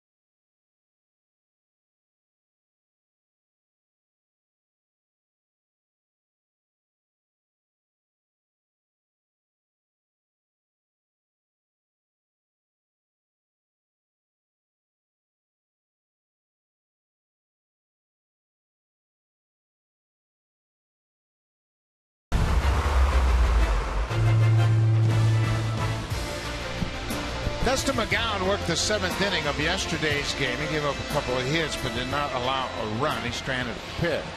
And he's on trying to close out this 7th inning, and he'll deal with Nelson Cruz, a big right-handed hitter. And he has had success against Cruz in the past, 2 for 10. One of those hits, though, being a home run. And a good fastball yesterday. It was moving all over the place. There are numbers this year for Dustin in 50 games, 5-3 with a 4.22 earned run average. He will get Nelson Cruz here with 2 outs in the 7th.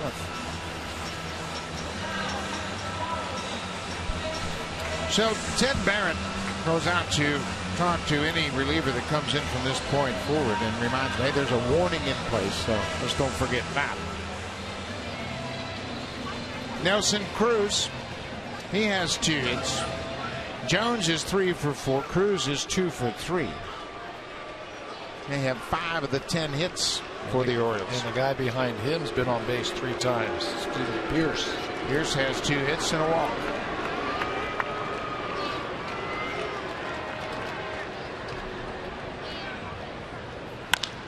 Ground ball. Reyes will go to second, and that'll end it. Dustin McGowan needs just 1 pitch to close out the 7th. So Blue Jays are still down by 3. It'll be Navarro, Mayberry, and Tolleson when we come back.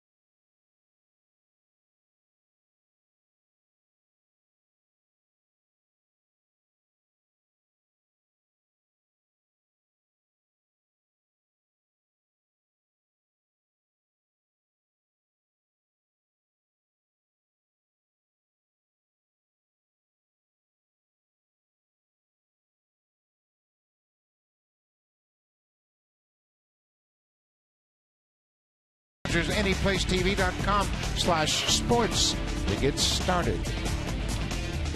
Well, the Blue Jays are running out of time as they are set to bat here in the 8th. They have managed 2 runs on 9 hits, but they have stranded 8 base runners.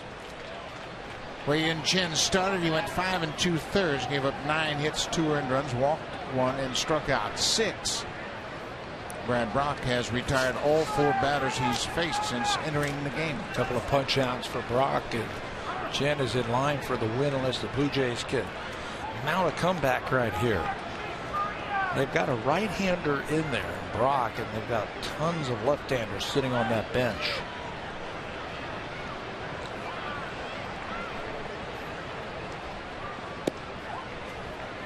Yanner Navarro is 0 for 3 with a couple of strikeouts.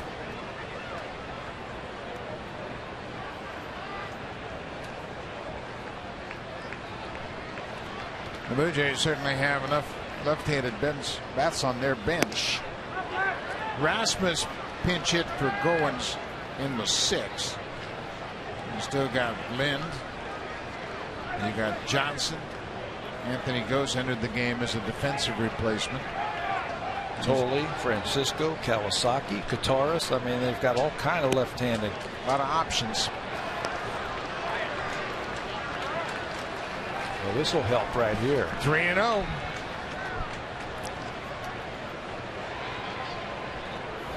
Gose is in the number 9 spot in the order. There's a strike. Now 3-1. The Orioles bullpen has double-barreled action, and they're getting hot quickly. Tommy Hunter, the big right-hander, Brian Mattis, the left-hander, and you can see they are in a hurry to get loose.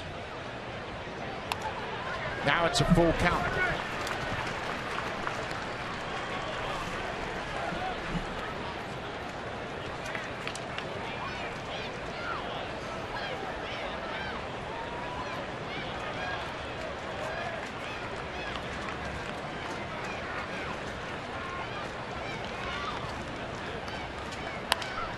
Popped out of play by Navarro.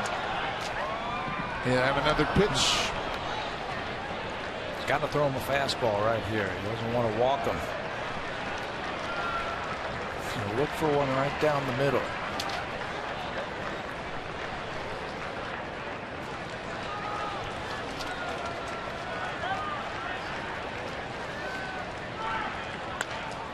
Another foul back.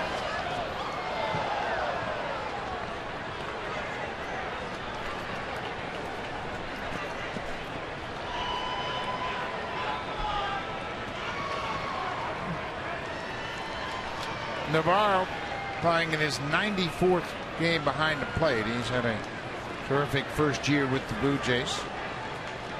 Caught a lot more than they really anticipated, and caught a lot of games. Swung the bat well. This ball is hit deep to right. Markakis back on the track at the wall, off the wall. Navarro is headed for second. He'll stop there with a leadoff double. Navarro's 21st double of the season. That's the first batter to reach against Brad Brock. And he has done that all season long. He has come up with big hits for the Blue Jays. Gets it started here in the 8th inning. Gets the count to 3-2. There's that low fastball to a lefty. Inside, just dropped the barrel of the bat. And he sends it a long way to right field.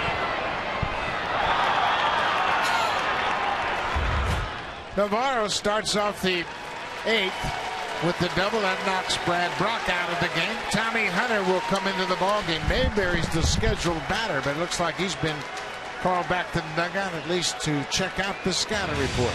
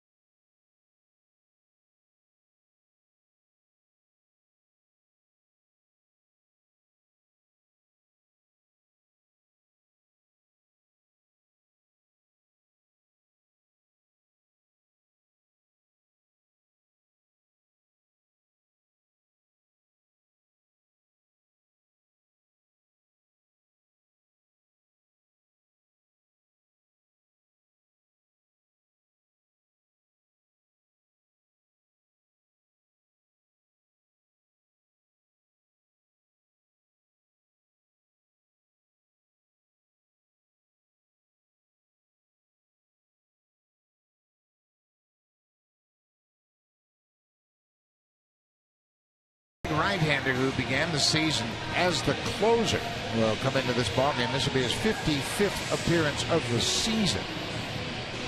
And he has been pitching well of late and no longer in that closer's role. He was the closer because he throws hard. He's got strikeout pitches. He's averaging about 7 strikeouts per 9 innings.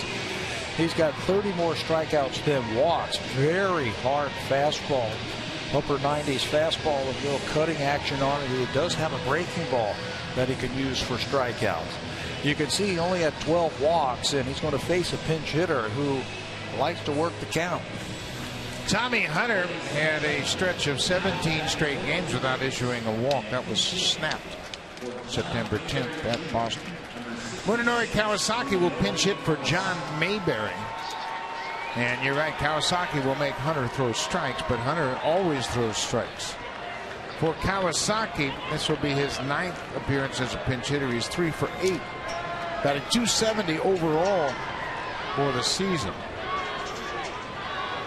Hunter in relief of Brad Brock. Gianna Navarro with a leadoff double. He's stationed at second. Hunter delivers that first pitch strike.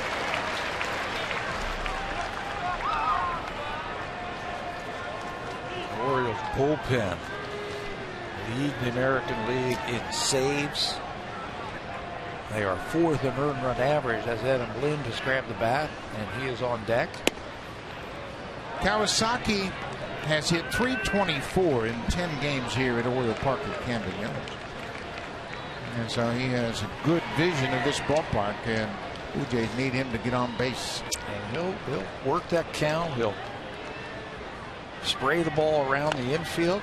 Bunts it up the first baseline, but that's going to bounce foul. And he's always in the game. He's always thinking about ways to get on base. And that's what the Blue Jays are looking for right now. They need base runners. Kawasaki has come up with some big hits against the Orioles in his career. Had a game winner walk off a couple of years ago or last year, and for his career he's hit .321. John Gibbons has a lot of confidence in Kawasaki getting on base, making something happen.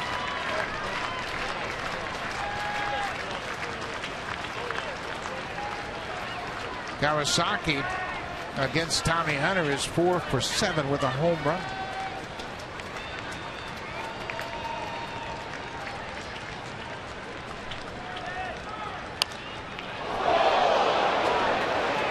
Well, he hit that one right into the Blue Jays dugout, and that might have hit somebody.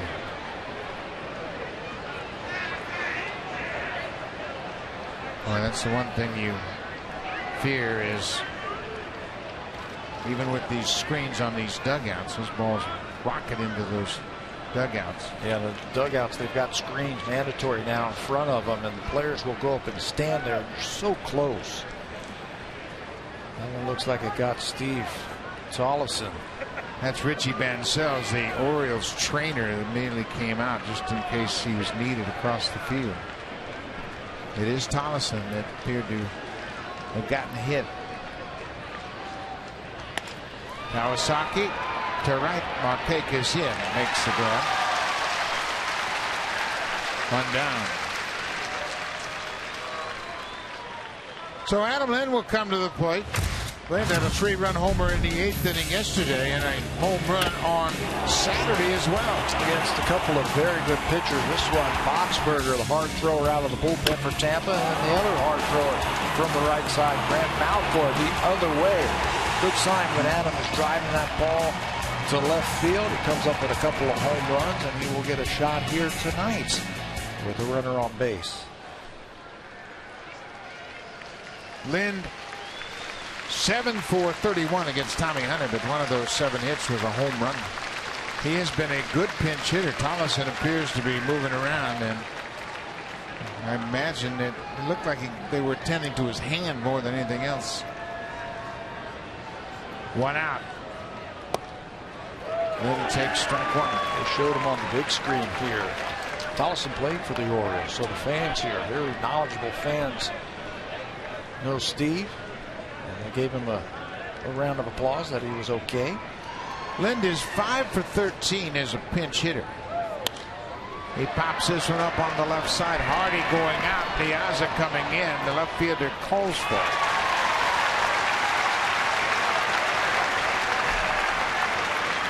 2 down.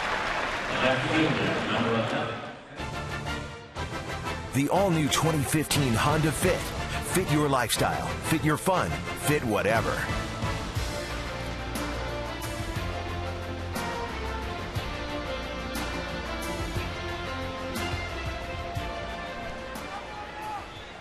Blue Jays 2 outs here in the 8th. They had a promising start to the inning. Deanna Navarro hit a leadoff double.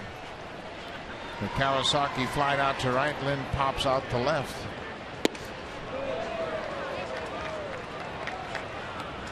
Kevin Pillar had a bloop base hit his last time up. He's 1 for 3.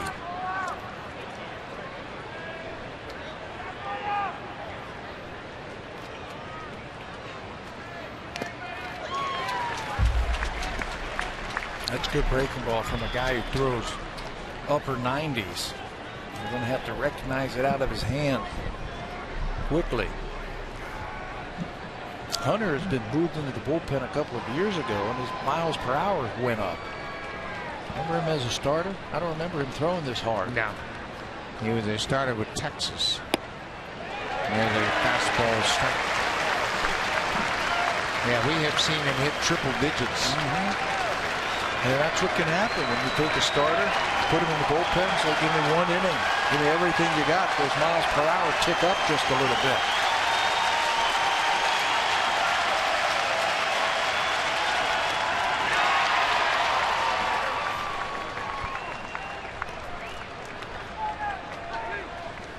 One and 2. Donaldson looks like he's okay, and he can smile about it now, but it was frightening to have that ball come back into the dugout so quickly.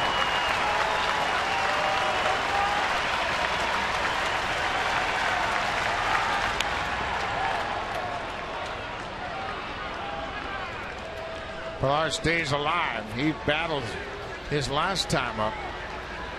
It was against Wei-Yin Chen, and he looped a base hit into center. Oh, he'll battle you up there at the plate. He'll foul off some tough pitches, but he will battle you.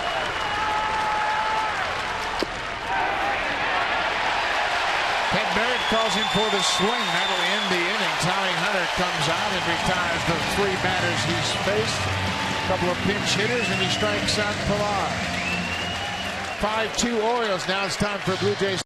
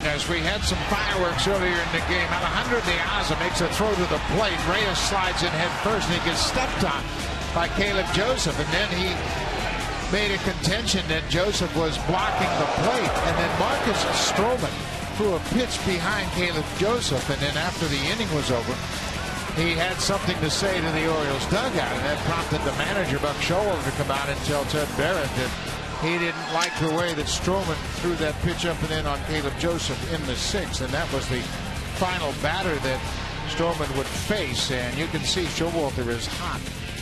And it was the area where that pitch was thrown. It was behind the head of the catcher. Very dangerous pitch from Marcus Stroman. So he's there to stick up for his players and go out there. That's a mystery to me. Yeah, it is. And you know what? We don't know, obviously, what happened and why that pitch was up and in, but it certainly didn't look good. And when in light of the Giancarlo Stanton being hit in the face and all of the pitches that have been up and in, Chase Headley got hit. It's a dangerous pitch. Lind is at first, Kawasaki's at second. They both came on as pinch hitters.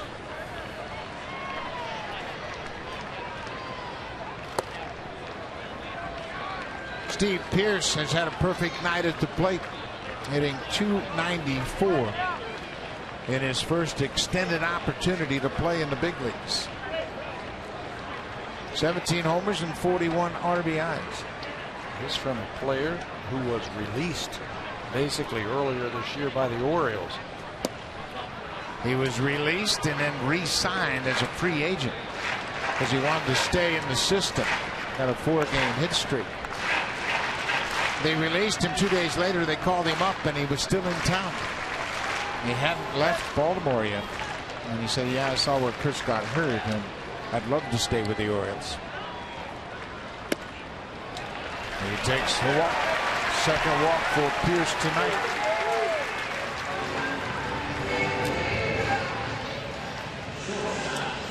Daniel Norris, the left-hander, starting to loosen up.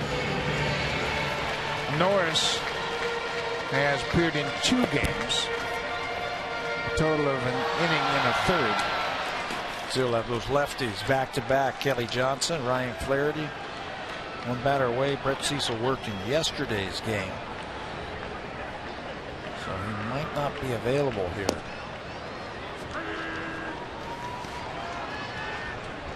J.J. Hardy, the shortstop, 0 for 3. Grounded into a 6-4-3 double play back in the 5th.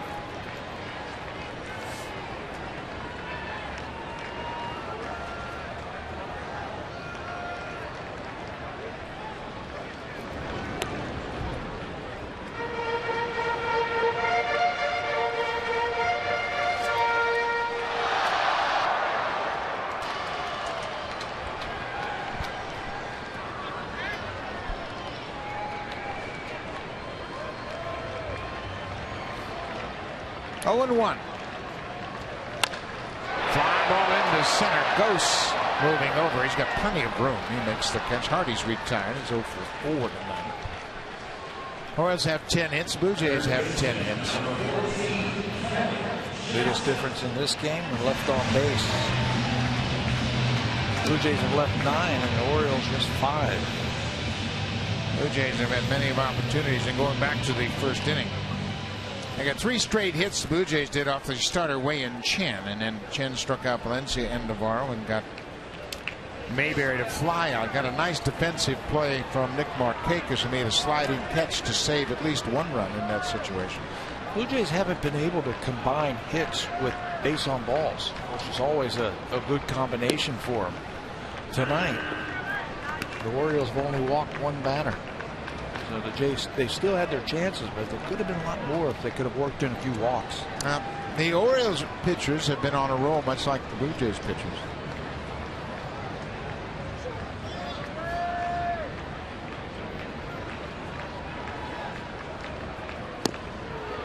Kelly Johnson behind 0-2. I asked Kelly Johnson what he thought of the Orioles situation, and he knows the AL East. He's played for all the teams. He said it reminds me an awful lot of Tampa Bay. The clubhouse is about the same. Everybody comes in, does their work. Everybody's on the same page. Here Johnson strikes out.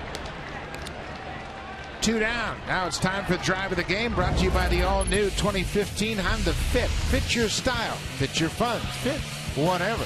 After a leadoff walk in the 4th inning, Ryan Flaherty's going to step to the plate in this breaking ball from Marcus Stroman. He gets the head out and drives it. On to Utah Street for his 7th home run of the season, the drive of the game as Flaherty circles the bases. 2-run home run in the 4th inning.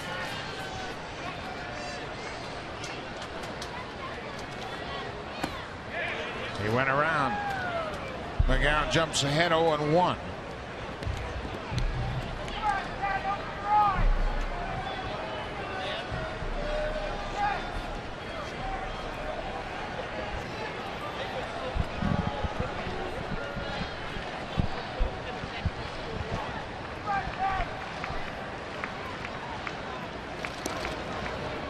Steve Pearce. He's an effective base stealer. He's 5 for 5. Just doesn't run a lot, but when he does, he picks his spots very carefully. Picks the spots and is successful. This doesn't look like a running situation right here. Zach Britton has saved 34 of 38. He moved into that closer's role. At one point, he had 18 straight saves converted. He snapped on the 4th of September. He is a tough customer.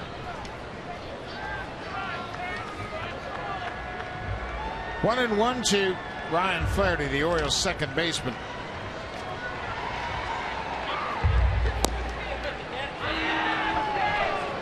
Now it's 1-2.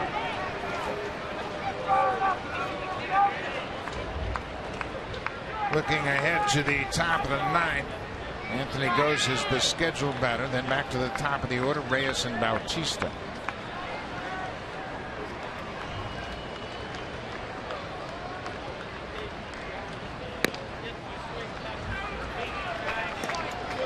Two and two. They might start to run it right here. 2-2. You got the shift on.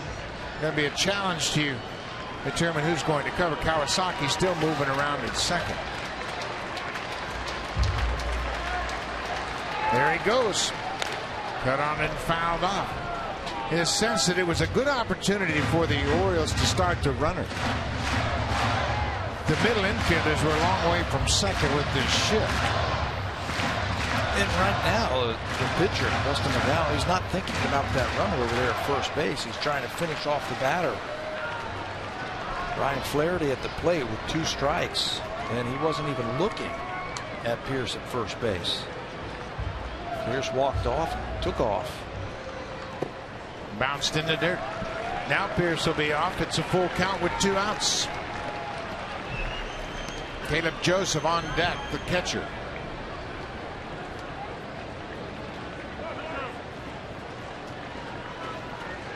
Orioles have a 5-2 lead.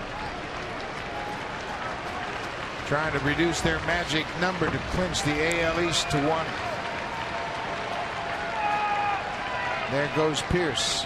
Got on and missed. Flaherty strikes out. A couple of strikeouts in the inning for McGowan. So we'll go to the 9th. The Blue Jays will deal with Zach Britton. It'll be Ghost, Reyes, and Bautista.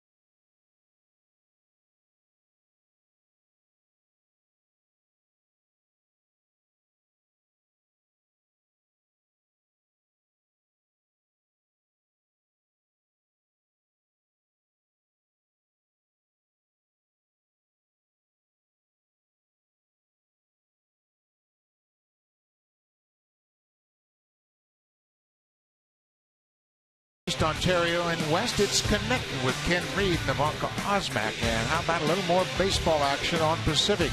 Seattle is in Los Angeles to take on the Angels. Hisashi Iwakuma will start for Seattle against Matt Shoemaker. Shoemaker is 15-4 with a .316 earned run average. On for the Orioles in the ninth, it's Zach Britton, their closer. Boy, he came out of nowhere. He had a great spring. He was throwing hard. He made the club out of spring training and then moved into that closer's role, and he has just taken off. 3-2 with a .177 earned run average. Nobody's hitting anything off of him because he just pours that fastball in there with a great downward movement. 88% of the balls in play are ground balls. It's a bowling ball, hard sinker, and that's basically what he will throw. Jonathan Scope comes in to take over defensively at second base. Scope is the regular second baseman. Ryan Flaherty takes over defensively at third for Kelly Johnson. Remember, no Manny Machado. He's out for the season with that knee injury. So Anthony Gose will bat against the left-hander, Zach Britton.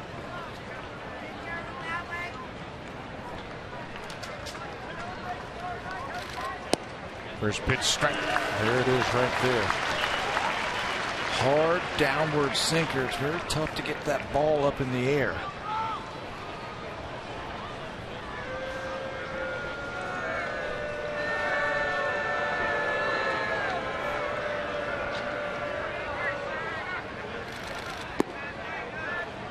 .96, and there's another guy too that has developed more velocity working out of the bullpen.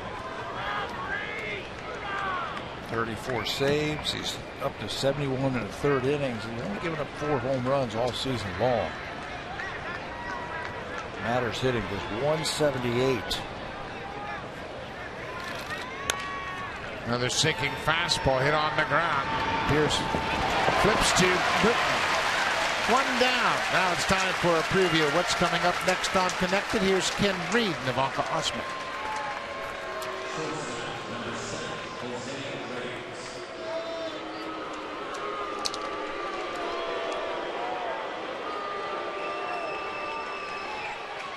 Thank you very much, and that's all coming up right after this ball game. So make sure you stay tuned. And on Pacific, a little reminder: there's baseball action.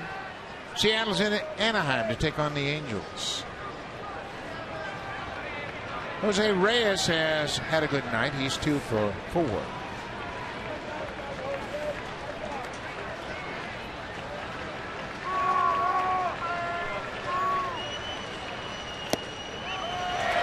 Strike one. Tommy Hunter did a good job of throwing strikes. He came in with a runner at second and retired the side. He was able to get the 3 batters he faced, and now Britton. He had to deal with the pinch hitters that the Blue Jays sent up there. A couple of fly balls and a strikeout. It's really interesting that Britton was able to make the transition so quickly and so dramatically. He was a starter for the Orioles in his first season, made 28 starts in 2011. Then he dealt with some injuries and some adversity. He was in AAA Norfolk, made 19 starts last year, and then 7 more starts for the Orioles, but this year worked out a pen and worked very well. Battled some injuries and came to spring training, and all of a sudden he was healthy and the fastball was back. And on top of that, he gets on top of that ball and he's got great movement. A lot like what we see from Aaron Sanchez from the right side. That fastball with a lot of movement on it. It's very tough to hit it squarely. You'll get a lot of ground ball outs. Boy, that's a tough sinker. Reyes got a piece of it, and all he could do was foul it right off the home plate.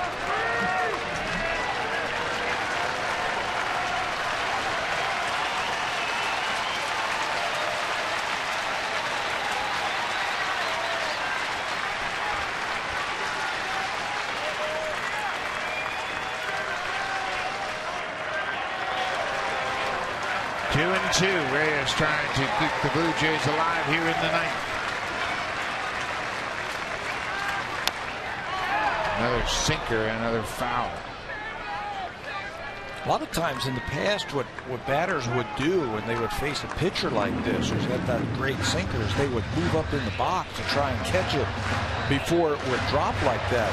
The problem against Zach Britton is he throws so daggone hard, that ball's going to be on top of you. Yeah, that's a good point. And there used to be a lot more movement in the batter's box. When we'd face guys like Tommy John, you'd move up in the front end of that batter's box. 2-2. They didn't throw like this guy. Reyes lines it to left. That's his third hit of the night. I'll tell you, there is no quit in the Blue Jays. We saw in yesterday's game when they were down to their last strike. John Mayberry homered. Down by 3 against a tough pitcher. Reyes picks up his third hit and now brings Bautista to the plate. Jose has a hit in 4 trips. Britton throws 76.8% ground balls. 1 out. It's hard to hit a bowling ball into the air. That's what he's only given up 4 all season long, and this whole bullpen for the Orioles. 5th fewest home runs in the American League that they have given up.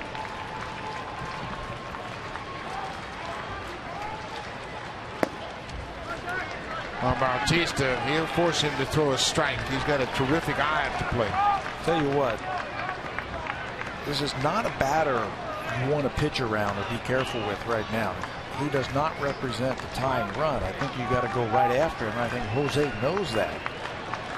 You start messing around, walking him, then Encarnacion, the tying run, is going to stroll up to the plate.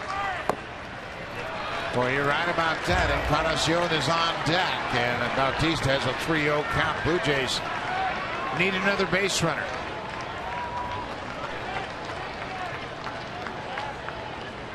Encarnacion has homered in 2 straight games.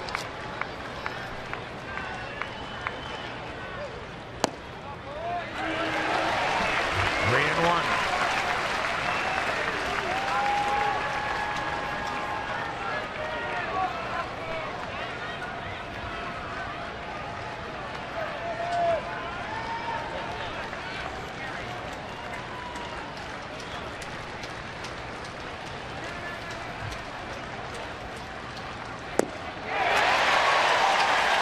Good cut. 3-2, 1 out.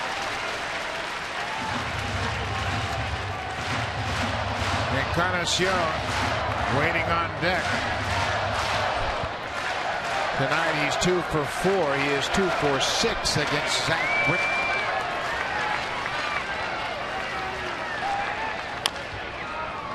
Bautista stays alive. Start to see that ball out of his hand down.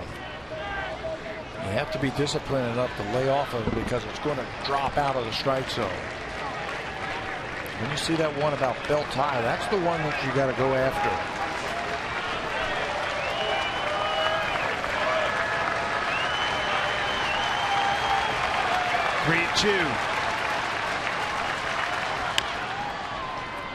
Well, I tell you, he is tough.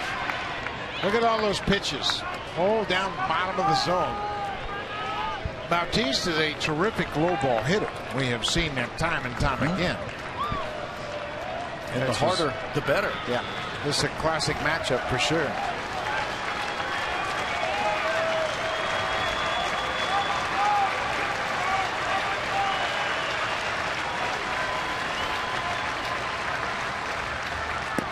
Ball 4, he walked it, and that'll bring the tying run to the plate.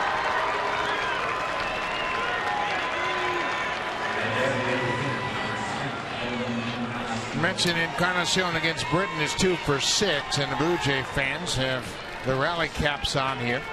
Blue Jays tied it up in the 9th yesterday. They were down to their final strike. And John Mayberry Jr. hit the home run off Jake McGee. 2 strikes, 2 outs. That tied it and pushed the game into extra innings. There's life in the American League East, isn't it? You got home run hitting teams in home run hitting ballparks, so you're never out of it.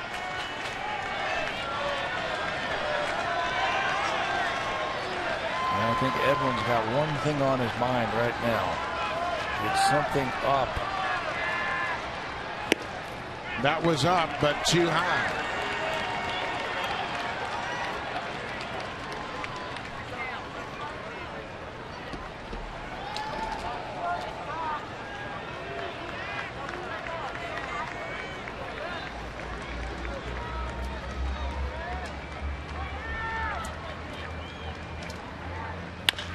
Ground ball, Hardy in the hole, second, just in time to get Bautista, and he said, hey, drop the ball. Now Gibbons is going to come out and talk to the second base umpire, Paul Schreiber. Bautista was really busting it to second, knowing that Hardy had to go in the hole, and he was trying to beat the throw to second base. Yeah, no chance to turn a double play right there. I thought the momentum, Hardy, that his play might be to third base because it was a shorter throw and his momentum was going there. But he elects to go to second base, and Jose Bautista, hustling all the time, sprinted to second base. And John Gibbons is going to have them take a look at this one. The umpire says that the ball was caught, and that in the exchange right there, that's where he dropped the baseball. So he called him out at second base. Good play by Scope. He shouldn't have any business trying to make that throw. Well, I don't think he was trying to make it. I think he was trying to decoy the umpire. I think he went in his glove and then felt like the ball was slipping, and he just made the action like he had the ball in his hand. That's quick thinking. It was so odd how he did it, but I think that's what he was thinking. Hey, I don't have the ball, but I'm going to make him think that I was throwing it to first. This is a rule that's been changed mid-season because of this review this year. You remember Dustin Pedroia got ruled in the air early in the season, and they changed it because they wanted there to be a complete control of the ball. Now watch him. He drops the ball here, and then he says, oh, I better fake the throw. And it's called pretty heads-up thinking. Yeah, if that's what he did. It's called the transfer rule. You can see the umpire right there saying he dropped the ball as he was transferring it from his glove to his throwing hand. And the call on the field stands up. So Bautista is out. 6-4 on the force out. And now there are 2 outs. We mentioned Britton has given up 4 home runs. He gave up a home run to David Ross. That was in April. A home run to Carlos Beltran in June. Josh Donaldson took him deep in July, and Peter Borges got him in August. 1 a month. Well, how about September's right here? Hasn't given up 1 in September yet. Danny Valencia.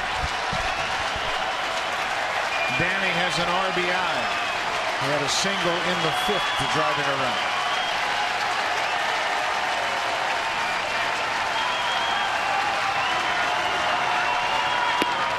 Well, he's loading up just like Encarnacion. Loading up on that back leg, and he's looking for something middle in where he can get the bat head out and pull it into the stands. Just 364 to left center field here.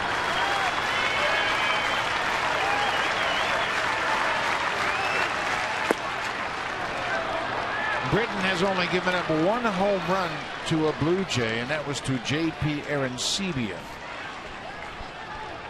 in 2011.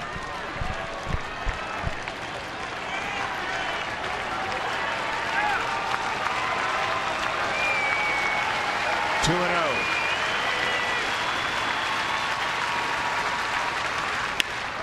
Ground ball, sharply hit. Flaherty looks at second. Foul game. Zach Britton picks up the save. Flaherty moved over to third defensively, took his time, and went across the diamond for the out. The Blue Jays lose the first game here in Baltimore. They just couldn't get anything going late. They had some chances. They had 11 hits in the ball game, and they left multiple runners on 4 times tonight. 2 in the 9th, the 6th, the 4th, and in the first inning. When they had Wei and Chen on the ropes in the first inning, they could only muster 1 run. That might have been a ball game right there. We'll be back tomorrow It'll be Drew Hutchison against Ubaldo Jimenez. Stay tuned on East Ontario and West. It's connected with